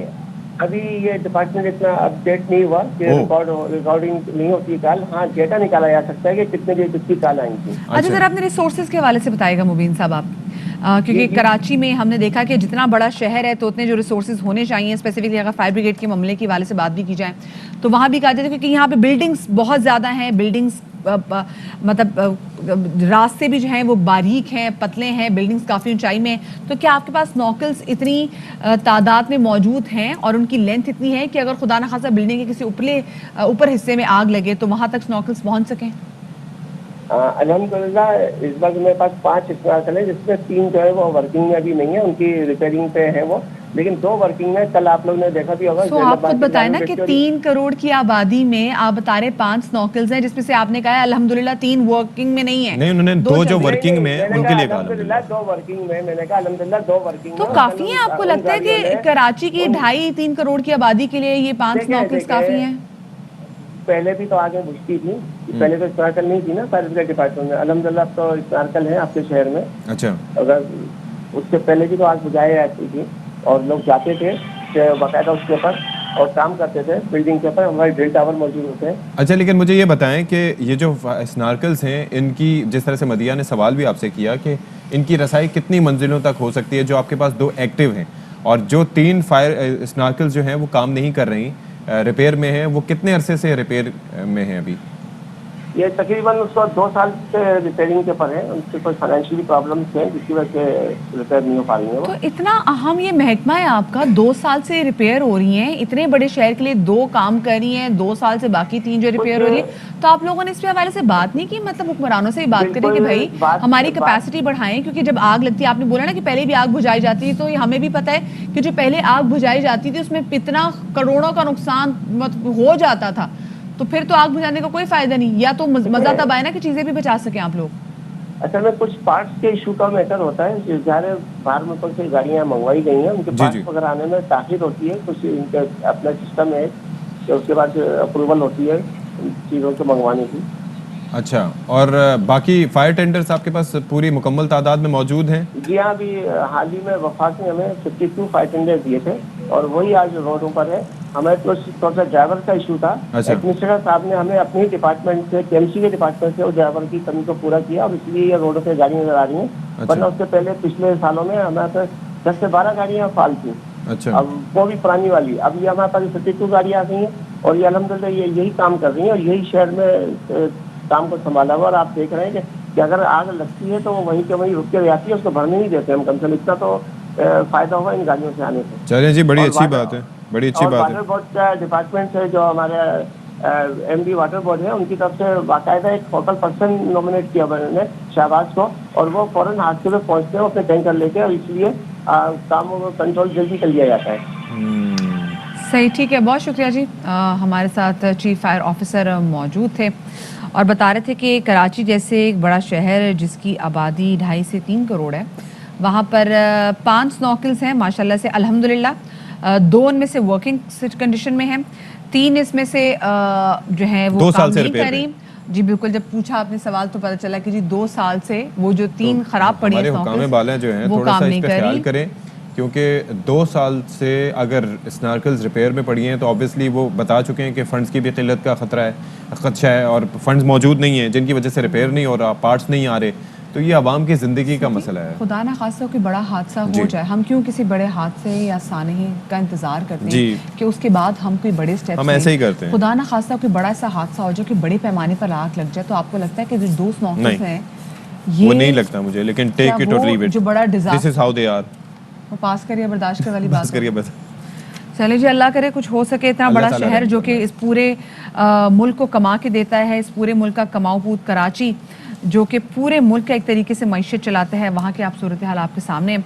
अच्छा, अब हम ज़रा कराची के बाद ज़रा लाहौर के वाले से बात कर लेते हैं। और लाहौर के लोगों के लिए खुशखबरी ये है कि क्योंकि वहाँ पे जो चीनी की क्रशिंग है वो शुरू हो गई है, इसलिए वहाँ पर अब वो चीनी जो कि 150-160 की मिल रही थी, तो ये जो दरामदी चीनी है ये 90 रुपये और यूटिलिटी स्टोर्स पर 85 रुपये फ़ी किलो में दस्तयाब है। और क्योंकि अभी क्रशिंग का सीज़न चल रहा है तो वो कह रहे हैं कि जी आने वाले दिनों में ये आम मार्केट्स में भी ये मकामी चीनी पहुंच जाएगी। चलें जी, बड़ी अच्छी बात होगी अगर क्रशिंग होगी और ये कि ओवरऑल पूरे मुल्क में सस्ते नरखों पर दस्तयाब होगी। आवाम भी थोड़ी कंजप्शन कम करें और उसके साथ साथ अपनी सेहत को मद्देनजर रखते हुए आटे शाटे पे हल्का हाथ ना रखें, वो भरपूर तरीके से खाएं। उसके हम बात भी करेंगे कि किस तरीके से रेट्स कम होने चाहिए, लेकिन चीनी एक ऐसी चीज़ है कि जिसके ऊपर एहतियात वो भी करें और हुकूमत को भी चाहिए कि थोड़ा सा रेट्स मुनासिब करे। पाकिस्तान के डोमेस्टिक प्रोड्यूस है, मजाक उड़ता है पूरे मुल्क पूरी दुनिया में कि जनाब ये इनके ज़राई मुल्क भी है और यहाँ पर फूड सिक्योरिटी का ये हाल है।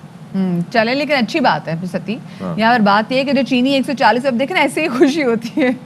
56 रुपए की चीनी जब एकदम इतनी महंगी हो गई, उसके बाद जब वो कम हुई तो उसके बाद 90 रुपए की मिल रही है, तो एटलीस्ट मिल रही है। तो लाहौरी एक और चीज भी है ना, हमारी नेचर और हमारी अप्रोच इस तरह की है कि 56 रुपए की चीनी जब 160 पे पहुंची, दुख हुआ, 130 पे आ गई, सब खुश हो गए कि रेट्स कम हो गए। जब चीनी 90 रुपए की हुई थी हम तब भी लोग बिल आ रहे थे, फिर जब 140 पे हुई तब तो फिर अवाम ने कहा कि भाई ये तो बहुत ही बुरी होगी हमारे साथ। अब जरा कम हुई तो of course we are celebrating, लेकिन अल्लाह करे जी, क्योंकि हमारा जैसे भी सती ने बात की कि जो हमारा मुल्क है ये एक एग्रीकल्चर जो है वो कंट्री है, यहाँ पर फूड सिक्योरिटी होनी चाहिए, फूड सिक्योरिटी होनी चाहिए। वो चीज़ें जिनकी बम्पर क्रॉप्स होती हैं, चाहे वो गंदम हो चाहे वो गन्ना हो, ये तो आपको बड़े अच्छे रेट्स में दस्तयाब होने चाहिए। क्योंकि देखिए कैपेसिटी तो हमारी नहीं बढ़ रही कमाने की, जो अर्निंग कैपेसिटी, तो अल्लाह करे ये इनकी कीमतें कम हो जाए, कितना मजा आए। बात हो रही है सेलिब्रेशंस की, तो अभी हम सेलिब्रेट करना चाह रहे हैं हमारे बचपन का और बच्चों का पसंदीदा जो कैरेक्टर है, कार्टून कैरेक्टर मिकी माउस। आज 93 साल का हो गया, लगता नहीं है इतना बुढ़ा, लेकिन हो गया 93 साल का। और 18 नवंबर यानी कि आज के दिन मिकी माउस की 93वीं सालगिरह मनाई जा रही है और 1928 में पहली दफ़ा इसको स्क्रीन पर मुतारिफ कराया गया था। क्या बात है। अच्छा सती, इसके साथ ही मेरा आपसे बड़ा एक अहम सवाल है। ये मिकी माउस जो कि हम सब का बचपन बड़ा, ये जैसे डोनाल्ड डक थी, ये मैं बहुत पसंद था, मिकी माउस बहुत प्यारा था। तो ये जो मिनी माउस बाजी आई थी, ये इनकी जिंदगी में कब आई थी? बहुत अहम सवाल है, प्लीज इसका जवाब दीजिए। मुझे नहीं पता, मुझे दूसरों के अफेयर्स और उनके ताल्लुकात में घुसने का अफेयर्स क्या मतलब? ये क्या मतलब? अगले का घर का मतलब? उसका घर बस रहा है सानू की, मुझे क्या बसाएं? एक मिनी माउस आए या 2 आए, अच्छा, और मुझे ये बताएं कि मिनी माउस ज्यादा पुराना है या टॉम एंड जेरी? मेरे ख्याल में मिनी माउस। Minnie Mouse. अच्छा, क्योंकि जाहिर है कि आप सोचे कि मिकी माउस को अगर इतना अरसा हो गया है तो जाहिर है 60 साल बाद तो उसको उसकी घरवाली नहीं मिलेगी, वो पहले मिलेगी। तो ये थोड़ा सा but imagine common sense based ये जो कार्टून हमने अपने बचपन में देखे हुए हैं, ये मिनी माउस हो। आपका फेवरेट कार्टून कौन सा था? चले, मेरा पिंक पैंथर। उसके अलावा मेरा पिंक पैंथर था। उसके अलावा मुझे टॉम एंड जेरी तो खैर सबको, कौन सा ऐसा बच्चा इसको टॉम एंड जेरी पसंद है, लेकिन मुझे पिंक पैंथर बहुत क्यूट लगता है। अच्छा, मुझे कैप्टन प्लैनेट भी अच्छा लगता है। O captain planet, he is the hero. सब चीजें, एक कैम कैंडी भी आता था, यू रिमेंबर दैट? शाम 5 बजे डिज्नी आर भी आता था। बड़े कार्टून हमने बचपन में देखे। कौन से अच्छे कार्टून थे? चले जी, कौन सा था वो? छोटी सी ब्रेक, ले ली ब्रेक। अच्छा, मुझे डिवोर्स के सारे फिल्म अच्छे लगते हैं।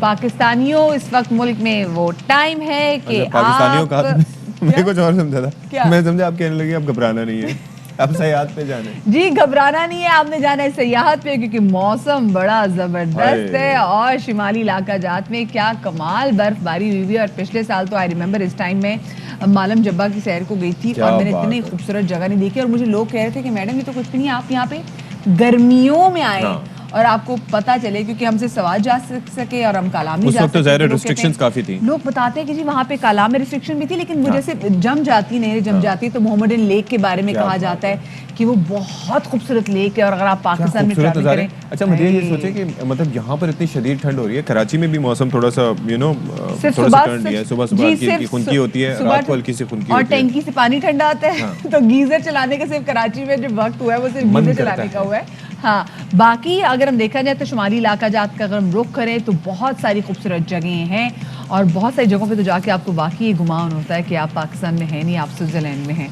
इतना खूबसूरत पाकिस्तान है। तो कौन कौन सी जगह ऐसी हैं जहां पर आप ट्रैवल कर सकते हैं और जिसको हम कहते हैं ना बजट ट्रैवलिंग, कौन कौन सी जगह है जहां पर आप कम पैसों में भी अच्छी ट्रैवलिंग अपनी फैमिली वालों के साथ एंजॉय कर सकते हैं? आज हम ये बात करेंगे। हाँ जी, तो इसी पर बात करने के लिए हमारे साथ मौजूद हैं वीलॉगर और सयाह बाबर आजम नहीं है, बिलाल आजम। तो बिलाल आजम हमारे साथ मौजूद हैं और जाहिर है कि वो वीलॉग्स बनाते हैं और पाकिस्तान का जो खूबसूरत हुस्न है वो ना सिर्फ खुद एक्सप्लोर करते हैं बल्कि दुनिया के सामने भी पेश करते हैं। तो बड़े लोग उनके फ़ैन भी हैं। तो बहुत शुक्रिया बिलाल, आपने हमारे लिए वक्त निकाला। तो ज़रा बताएं जी, कहाँ कहाँ घूम फिर के आ चुके हैं और क्या तैयारियाँ हैं सर्दियों के लिए, कहाँ कहाँ जाया जा सकता है? Thank you so much ji on taking me on ARY Bakhabar Savera. और ट्रैवल जो है वो मैंने ऑलमोस्ट पूरे पाकिस्तान का कर लिया है बाइक के ऊपर और प्रेफर मैं यही करता हूँ कि बजट ट्रैवलिंग करूँ और सोलो ट्रैवल करूँ अपनी बाइक के ऊपर। So from northern side to south side everywhere मुझे एक्सपीरियंस मिला है ट्रैवल करने का भी और कैंपिंग करने का। और जी मैं थ्रू आउट बाइक के ऊपर ही। कमर दुख नहीं जाती बिलाल? कमर दुख जाती है, लेकिन वो जो पैशन होता है नई जगह एक्सप्लोर करने का, वो कमर का दर्द जो है वो ऑटोमेटिकली कम कर देता है। सही। अच्छा बिलाल, यूजुअली हमें जब सर्दियाँ आती हैं तो हम सबकी कोशिश यही होती है कि जी चलो बर्फ़ देखने चलते हैं, तो शुमाली इलाका जाते हैं, वहाँ पे मज़ा भी आएगा। लेकिन हम शुमाली इलाके जात के अलावा भूल जाते हैं कि अगर हम बलूचिस्तान का भी रुख करें तो वो भी बड़ा परफेक्ट टाइम होता है सर्दियों में वहाँ पे विजिट करने का। तो आपको क्या लगता है कि कौन कौन सी पाकिस्तान की ऐसी जगह हैं which are yet to be explored? बिल्कुल, ये आपने जो पॉइंट कहा, ये मेरी बड़ी कोशिश है कि मैं अपने व्लॉग्स के थ्रू जो है सबको इस तरफ लेके आ सकूं कि सर्दियों में हम सबको चाहिए कि अब साउथ की तरफ जो है वो अपना रुख करें, स्पेशली जो बलूचिस्तान का और इंटीरियर सिंध के अंदर अगर आप देखें जो बड़ी अच्छी माउंटेन रेंजेस है, स्पेशली जो गोरख हिल स्टेशन है। और बलूचिस्तान में अगर आप चले जाएँ तो जिस तरह नॉर्दर्न एरियाज़ में आपको कैंपिंग साइट्स मिलती हैं, इसी तरह आपको वहाँ पे मिलती हैं बीचेस के ऊपर जो जगह मिलती हैं देखने के लिए, जिसमें कुंडमलीर बीच है, ओरमारा बीच है, फिर पसनी शहर है, यानी ये पूरी की पूरी जो मकरान कोस्टल हाईवे है बलूचिस्तान की, ये यानी सर्दियों के अंदर जो उस वाइट सैंड और इवन आपको देखने को मिलता है वहाँ पे गोल्डन बीच और बिल्कुल गोल्डन सैंड है। और कई ऐसी जगह हैं जो आपको यानी देखने में ऐसे लगता है कि शायद आप थाईलैंड के या वो साउथ ईस्ट एशिया की जो कोस्ट है वहाँ पे आ गए हैं और इतनी रॉ ब्यूटी है उन जगहों के ऊपर। तो मैंने पिछले साल यही कोशिश की, मैंने लाहौर से ग्वादर का पूरा ट्रिप किया अपनी बाइक के ऊपर और एक एक जगह के ऊपर एक एक रात गुजारी, कैंपिंग की, डेजर्ट्स में रहा। वैसे ट्रैवल करने में मजा आता है? चले बाहर तो समझ में आती है कि आप किसी दूसरे मुल्क में जा रहे हैं, अकेले चीजें हो जाती हैं, लेकिन बाइक पे जब सफर करते हैं तो वो तो इतना लंबा हो जाता है, तो उसमें मजा आता है आपको? ये वैसे सोलो ट्रैवल्स के बारे में कहा जाता है कि एक दफ़ा जब आप ज़िंदगी में सोलो ट्रैवल कर लेते हैं तो इसकी फिर आपको लत लग जाती है। क्योंकि जो मज़ा आपको अकेले जाके लोगों के साथ मिलने के अंदर और जो एक्सप्लोर करने के अंदर और जो कल्चर को सही तरह से डीपली देखने का जो एक्सपीरियंस होता है, वो आप अपनी जब फैमिली और फ्रेंड्स के साथ जाते हैं तब वो आप नहीं कर पाते, क्योंकि आप एक अपने ही एरा के अंदर रह रहे होते हैं। इसके अंदर बिलाल एक और चीज़ भी होता है कि अगर आप किसी ट्रैवल मेट या किसी दोस्त या किसी फैमिली मेंबर के साथ ट्रैवल कर रहे हो तो फिर ज़ाहिर है कई बातें आपको उसकी माननी पड़ती है, कई जगह पे आपको कॉम्प्रोमाइज करना पड़ता है, यहाँ रुकना है नहीं रुकना, ये जगह सेफ है नहीं है, तो ऐसे बहुत सी चीज़ें। अच्छा ये बताएं मुझे ज़रा कि ये तो पर्सपेक्टिव आपने बता दिया सोलो ट्रैवल का कि कई जगहों पे आप जा सकते हैं। जब हम इस साइड के सदर्न साइड की बात करते हैं तो उसके अंदर सेफ्टी के हवाले से लोगों के अभी जहन में कंसर्न मौजूद हैं, फैमिली पर्सपेक्टिव से, पॉइंट ऑफ व्यू से आपको लगता है ये जगह ठीक है अभी भी? सेफ्टी वहाँ पर है?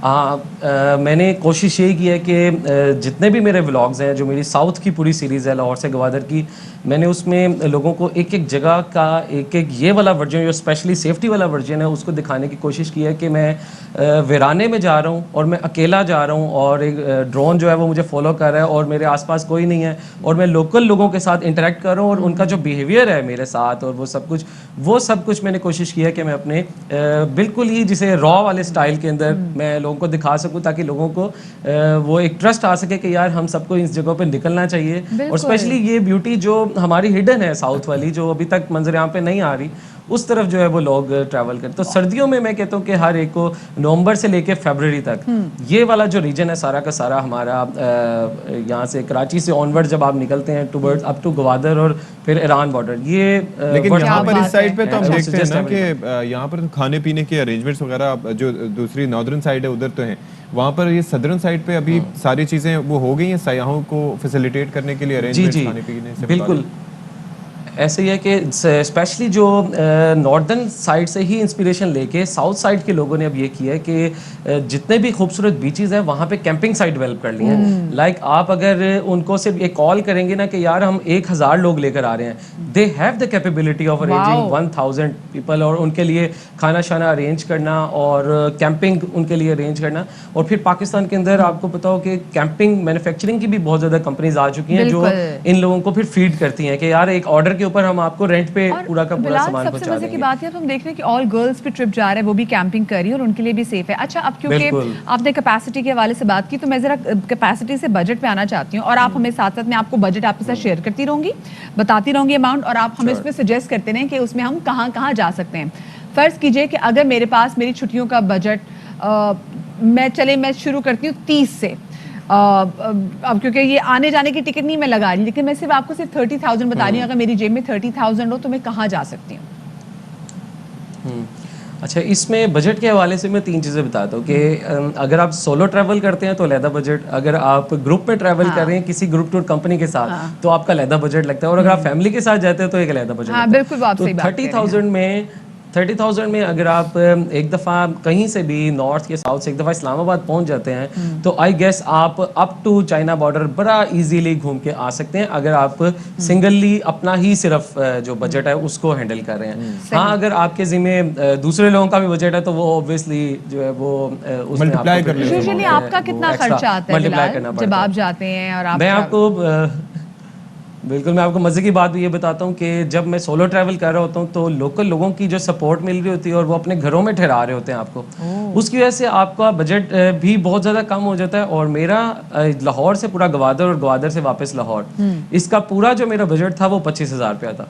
इसमें फ्यूल भी, खाना भी, इसमें फ्यूल भी, खाना भी, रहना भी। तो रहना तो आप लोगों के घर रह लेते थे ना?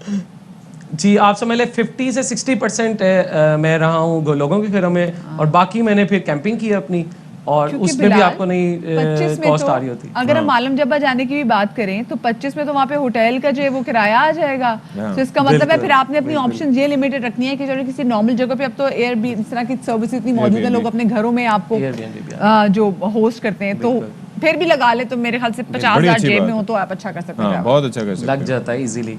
ऐसे ही तो इसमें बजट ट्रैवलिंग का फ़ायदा ये है कि जब आप वो एक बैकपैकर स्टाइल में जाते हैं तो आपका बजट भी कम से कम यूज़ हो रहा है, तो जगह भी आप ज़्यादा से ज़्यादा एक्सप्लोर कर रहे हैं। ये गोरों की मेंटालिटी है ना, बैकपैकर्स वही वाली कि वो कम से कम वो रहने पे सबसे कम पैसे खर्च करते हैं। उनके लिए मसला नहीं होता, उन्होंने एक जीन्स पकड़ी, साथ में उन्होंने एक विंड ब्रेकर पकड़ा, ठीक है, अंदर टी शर्ट पहनी, 2 टी शर्ट वो एक्स्ट्रा ले जाएंगे और उसके बाद वो गुजारा कर लेंगे। हम पाकिस्तानी स्पेशली वो डॉम्स शेयर करते हैं, हम जाते हैं, हमारे नखरे होते हैं, हम कहते हैं कि जी हमने तस्वीरें भी खींचनी है। एक्चुअली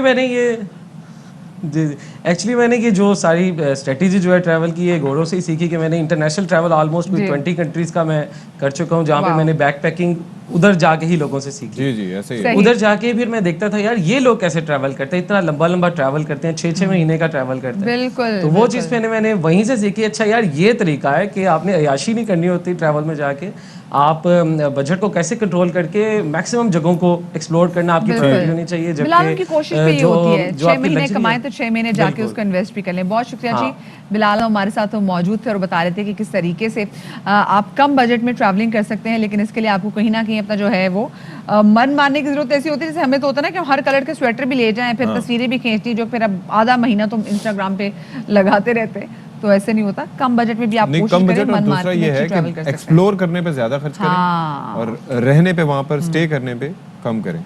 अच्छा जी, अच्छी खबर ये है वो भी शाहीन शाह अफरीदी के लिए कि उनको शानदार कारकर्दगी पर आईसीसी ने बड़े एजाज से नवाजा है।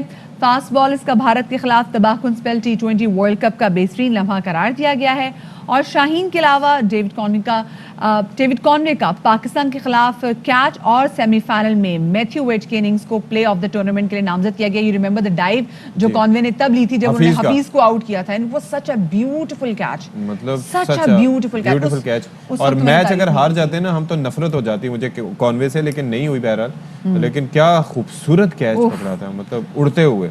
बिल्कुल, और एक हाथ से कैच जो पकड़ा था वो एक हाथ से कैच था, उन्होंने जोड़ते हुए कैच। आप सोचें इस जो लोगों को इस एजाज से नवाजा गया उसमें मैथ्यू वेड भी हैं जिन्होंने 3 छक्के मारे थे शाहीन अफरीदी को। हाय, सही बात करें। अच्छा जी, दूसरी जानिब पे नमक छिड़क रहे हैं। अच्छा जी, दूसरी जानिब T20 वर्ल्ड कप के बाद आईसीसी की नई प्लेयर्स रैंकिंग जो है उसका भी ऐलान कर दिया गया है और कौमी टीम के कप्तान बाबर आजम की T20 रैंकिंग में पहली पोजीशन बरकरार है। Wicket keeper batsman Mohammad Rizwan 1 दर्जे तरक्की के बाद अब वो 5th पोजीशन पर आ गए हैं और डेविड कॉनवे 3 दर्जे तरक्की के साथ 4थी पोजीशन पर आ गए हैं। बॉलर्स में श्रीलंका के हिसारंगा नाम, ठीक है, हिसारंगा पहले नंबर पर जनाब बराजमान है। वाह, और टॉप 10 बॉलर्स में कोई भी पाकिस्तानी नहीं है। तबरेज शमसी हैं जी दूसरे नंबर पे, ज़ैम्पा तीसरे नंबर पे हैं, आदिल रशीद चौथे नंबर पर हैं और 2 स्पिनर्स देखें। क्या परफॉर्मेंस देखें ना, Zampa he is so young and the way जब वो फील्ड में उतरते हैं भाई, स्पिनर्स की दुनिया आप देखें, राशिद खान को देख लें, ज़ैम्पा को देख लें, आदिल रशीद को देख लें और टॉप 10 में जो है वो बॉलर्स हैं, ये बैट्समैन हैं। पर्सनली वैसे आई लाइक ज़ैम्पा, मुझे लगता है ज़ैम्पा इज ऑल राउंडर, मतलब जब वो बल्ला पकड़ के इसमें पिच पे भी आगे खड़े हो जाते हैं तब भी अच्छा दिफा करते हैं। अच्छा, उन टीम्स में बेसिकली इसी तरीके से बिल्ड किया जाता है क्रिकेटर्स को कि जो दोनों जिम्मेदारियां निभा सकें, ये नहीं कि किसी तरह से टीम पे बोझ हो। ब्रेक लेते हैं जी, ब्रेक के बाद आएंगे वापस।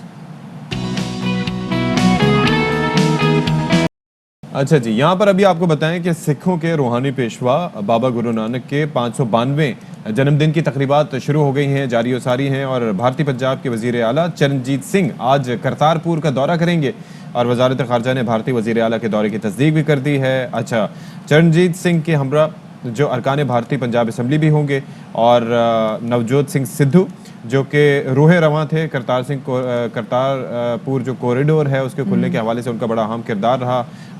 उन्होंने वज़ीर आज़म साहब से भी रिक्वेस्ट की थी, आर्मी चीफ जनरल बाजवा साहब से भी उन्होंने रिक्वेस्ट की थी, उसके बाद पाकिस्तान ने ये इनिशिएटिव लिया था, तो वो भी इस वक्त में होंगे।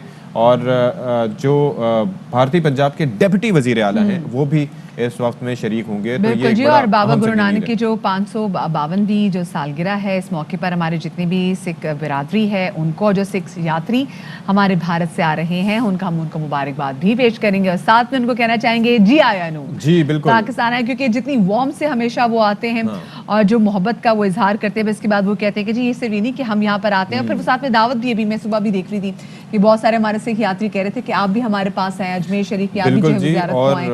तो ये बेसिकली ये जो कॉरिडोर खुला है, ये मोहब्बतें जो है वो इससे बढ़ी हैं। बिल्कुल जी, और तकरीबन 4.5 किलोमीटर का ये रास्ता है इंडिया से पाकिस्तान का, और उससे पहले जो दूरबीनें लगा के जो सिख यात्री जो हैं वो वहाँ से वो देखा करते थे और उसके बाद पॉसिबल नहीं होता था, लेकिन पाकिस्तानी हुकूमत के इनिशिएटिव के बाद ये राहदारी का क़याम अमल में आया था।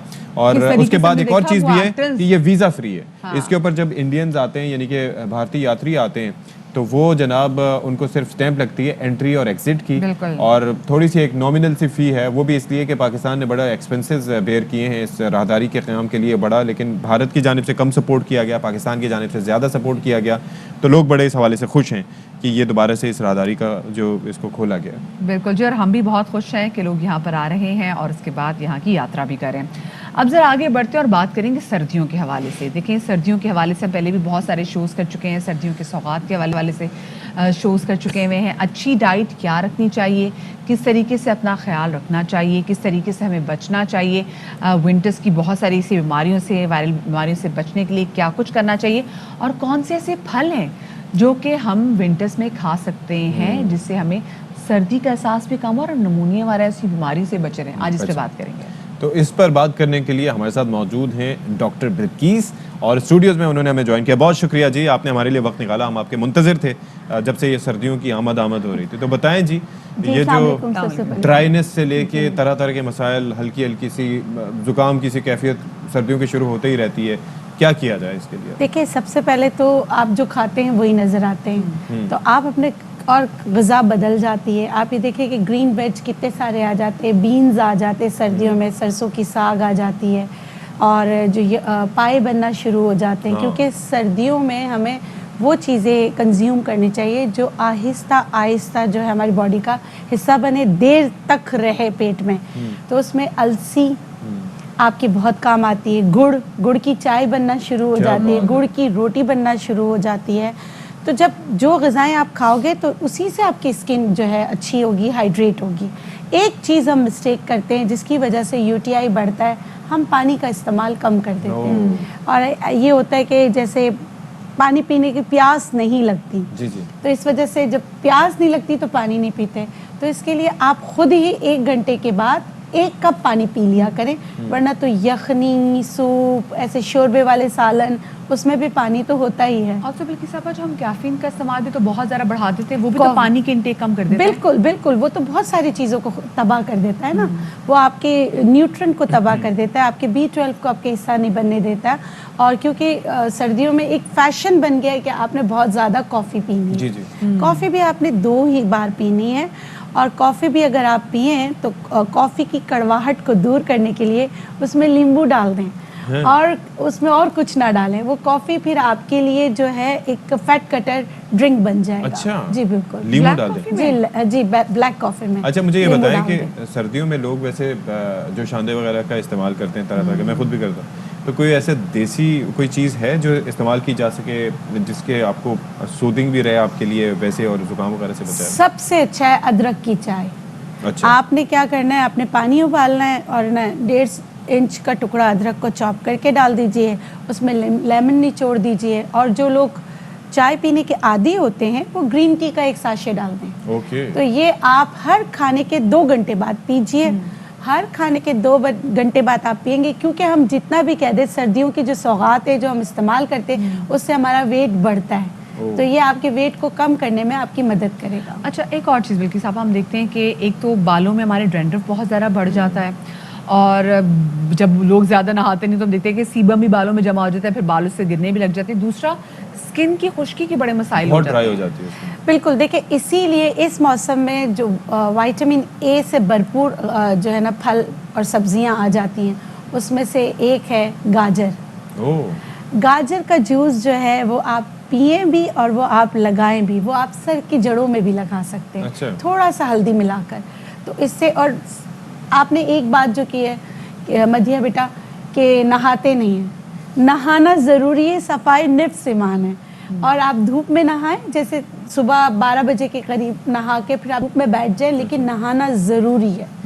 और जो नहाने से पहले आप थोड़ा सा सिरका ले लें, हल्दी ले लें और गाजर का जूस ले लें, सर की जड़ों में अच्छी तरह लगा लें, उसके बाद आप शैम्पू कर लें, तो उससे जो है फिर आपका ये जो खुश्की का मसला है वो कम हो जाए।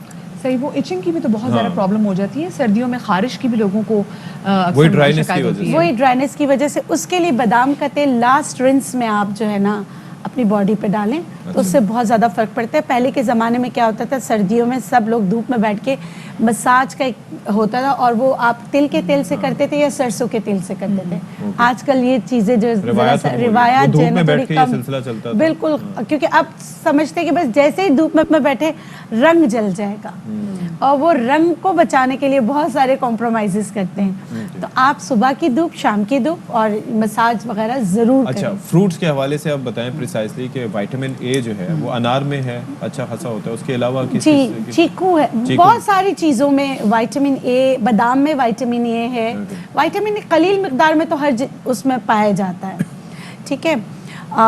लेकिन विटामिन सी की भी हमें इस मौसम में बहुत ज़्यादा ज़रूरत है। कीनू वगैरह सारे आ जाते हैं, एंटीऑक्सीडेंट है, आपको चाहिए। और जो भी मैं आपको आसान कर देती हूँ कि विटामिन ए आपको किस में मिलेगा, जो जिसका कलर ऑरेंज की तरफ जा रहा होगा ना, उसमें विटामिन ए ज़रूर मौजूद होगा। तो वो फल, वो चीज़ें जो ऑरेंज ग्रुप का हिस्सा है वो आप ज़रूर इस्तेमाल करें। अच्छा देखिए, जब हम धूप में बैठ के और स्पेसिफिकली जब किन्नू खा रहे थे तो हम एक चीज से दो शिकार चीकू कर रहे में होते ना हैं। शुगर कंटेंट ज़्यादा है और वो आपको थोड़ा सा गर्म रखने में मदद करता है, विटामिन ए के लिए नहीं था। अच्छा, तो बिल्कुल साहब आप मतलब एक जाने तो हम किन्नू भी खा रहे होते हैं, विच इज गुड, के धूप में बैठ के खा रहे होते हैं, धूप मिली तो विटामिन डी का भी हमारा मसला हल हो जाता है, क्योंकि अगर आजकल की खवातीन में मोस्टली मसला देखें तो विटामिन डी की कमी का है, तो ये कमी किस हद तक दूर हो सकती है इस धूप से? देखें, विटामिन D3 जो आपके कैल्शियम को जज़्ब करने के लिए आपकी मददगार साबित होती है, वो आपको धूप से ही मिलती है। और वो कौन सी धूप से मिलती है? वो जब सुबह 10 से 11 बजे के पहले, 4 बजे के बाद, पहले के, जी बिल्कुल। और पाकिस्तान में क्या पूरी दुनिया में अब लोग जो है 80% विटामिन D3 की कमी का शिकार हैं। और उसके लिए फिर आप लोग हर्ब्स वगैरह में जाते हैं, इसके लिए टैबलेट वगैरह तो होती है, लेकिन हर्ब्स में टनों में जाके कुछ निकलता है। इसका सबसे बेहतरीन जरिया जो है, विटामिन डी आपको बहुत सारी चीज़ों से मिलेगा, आपको अंडे में मिलेगा, आपको कलेजी में मिलेगा, आपको गोश्त में मिलेगा। मैं विटामिन D3 की बात कर रही हूँ जो धूप में आपको कुदरती तौर पे मिलता है, या आपको उसके सप्लीमेंट्स लेने पड़ते हैं। अच्छा, अब ज़रा सब्जियों के ऊपर आ जाएं। कौन सी सब्जियां जो हैं वो खा सकते हैं? जो कि जिंजर वगैरह तो चलें, वो तो यूज़ होता ही है, चाय वगैरह, उसके अलावा पालक, साग, आप देखें ना, सब ये सारी चीज़ें सर्दियों में आती है, शलजम, ये सारी चीज़ें आती हैं। तो और बीन्स आ जाते हैं सारे, मटर बहुत अच्छे होते हैं। पहले के ज़माने में तो ऐसा होता था कि मटर छिलते छिलते इतना खा लिया जाता था कि कच्चे खा लिए जाते थे। आजकल थोड़ा सा कहते हैं कि गैस बनाता है, ये सब कुछ होता है, क्योंकि सब्जियों के साथ ये कहते हैं, इसीलिए कहा जाता है कि जिंजर टी पी लिया करें। अच्छा, तो आपका ये मसला हल हो जाएगा। ये जो साग वगैरह के बारे में आप बात कर रही हैं, तो कई लोगों की आदत होती है कि मुख्तलिफ, जैसे पालक, मेथी और इस तरह से मिला के भी, सरसों मिला बाथू सब मिक्स करके साग बनाते हैं। प्रेशर के इश्यूज वगैरह तो नहीं होते? अगर नमक का देखिए, इसमें खुद ही कुदरती नमक होता है, इसमें नमक ना डाले ना। देसी घी में पहले बनाया जाता था, और इसमें मिर्ची थोड़ा सा ज़्यादा डाले जाते हैं। देखिए, मिर्चों में विटामिन सी होता है, उसको बैलेंस करने के लिए डाला जाता था। पहले की जो साग बनता था वो उसको फिर बाजरे की रोटी से, तीखा होता था, फिर उसको मकई की रोटी से या बाजरे की रोटी से, दोनों से खाया जाता था। रीजन ये थी कि उसके बाद लस्सी, उसके बाद लस्सी लाजमी सर्दियों में भी पिया जाता है। तो वो एक कंप्लीट जब बैलेंस होता था, कच्ची लस्सी वो सब पिया जाता था, वो बैलेंस होता था। अब हम जबान के चटखारे लेते हैं, हम ये कहते हैं नहीं, लस्सी नहीं पसंद है, इसको हटा दो, उसकी जगह कोई हम फ्रिजी ड्रिंक लस्सी को भी मीठा कर देंगे, ये मीठा कर देंगे, तो वो ठीक नहीं है, वो नहीं करना चाहिए। ये बताएं बल्कि साहब, हम देखते हैं यूजुअली जो हमारे बड़े बुजुर्ग हैं वो शिकायत करते हैं कि जो पुरानी मोच है, पुरानी हड्डियों की दर्दें हैं, वो सर्दियों में आके ना दोबारा से जिंदा हो जाती हैं। बिल्कुल, उनका क्या करें? देखिए, उनके लिए पहले के ज़माने में जैसे ही सर्दियाँ स्टार्ट होती थी तो अलसी के लड्डू बनते थे, मेथी के लड्डू बनते थे, हल्दी के लड्डू बनते थे, लहसुन के लड्डू बनते थे और अदरक के लड्डू बनते थे। और इतने मज़ेदार होते थे कि हर कोई स्कूल जाते हुए बच्चों को एक दे दिया जाता था, वो खा के जाते थे। आपके दस्तरखान में खाने के बाद आपने वो खाना होता था। अब देखिए, अलसी ओमेगा 3 है, वो आपके दर्दों से बचाने में आपके मावन साबित होते हैं। जितनी भी चीज़ें आप देख लें, अच्छा वो मीठे तो होते गुड़ से, मगर उनकी मिठास के साथ थोड़ी सी कड़वाहट जो होती है, जैसे लहसुन की, अदरक की, मेथी की, वो आपको शुगर से बचाता था। अच्छा, इंसुलिन लेवल को कम करने में आपकी मदद करता था। ये वो मीठा होता था जिसमें गुड़ कम डाला जाता था। लेकिन आजकल ये सारी चीज़ें नहीं, इसलिए पुरानी चोट आ जाती है। और देखिए, नॉर्दर्न एरिया में सब लोग जो है इस मौसम में सलाजीत को दूध में डाल के इस्तेमाल करते हैं कि पिंच सलाजीत दूध में डालकर इस्तेमाल करें। अच्छा, इस मौसम में फालिज वगैरह भी ज़्यादा हो जाता है, तो आपने जो है ना ब्लड थिनर जैसे अदरक, लहसुन, नींबू लाजमी इस्तेमाल करना चाहिए। ब्लड और है ना धनिया को दूध में उबाल के दें, ज़ीरा दूध में उबाल के पिएं, क्योंकि हम क्या करते हैं, इस मौसम में एक्सरसाइज कम कर देते हैं, हम वो चीज़ें कंज्यूम करते हैं जो देर से हजम होती हैं। आपने ज़ीरा दूध की बात की, आपकी बात करें, वो कैसे पी सकते हैं हम? आपने साबुत धनिया लेना है 1 चम्मच, उसको हल्का सा कूट लें, पहले उसको 1 कप पानी में पकाएं, फिर उसमें 1 गिलास दूध शामिल करें। सर्दियों में अक्सर बुजुर्ग हमसे ये कहते हैं कि रात को हमें चुप पड़ गई, एकदम से चीख के बच्चे भी उठ जाते हैं और बुजुर्ग भी उठ रहे होते, फिर हम उनको सहला रहे होते हैं। तो आप ये पी के देखिए, इंशाल्लाह ये मसला हल हो जाएगा। चलें जी। सही, ठीक है। बहुत शुक्रिया जी, डॉक्टर विकीस हमारे साथ मौजूद थी और हमने कोशिश की कि मुख्तसर वक्त में भी हम ज़्यादा से ज़्यादा सर्दियों की तैयारी के वाले से बात कर सकें। यहाँ पर वक्त हो गया आपसे इजाज़त लेने का। शाद रही, आबाद रही, अल्लाह हाफ़िज़। अल्लाह हाफ़िज़।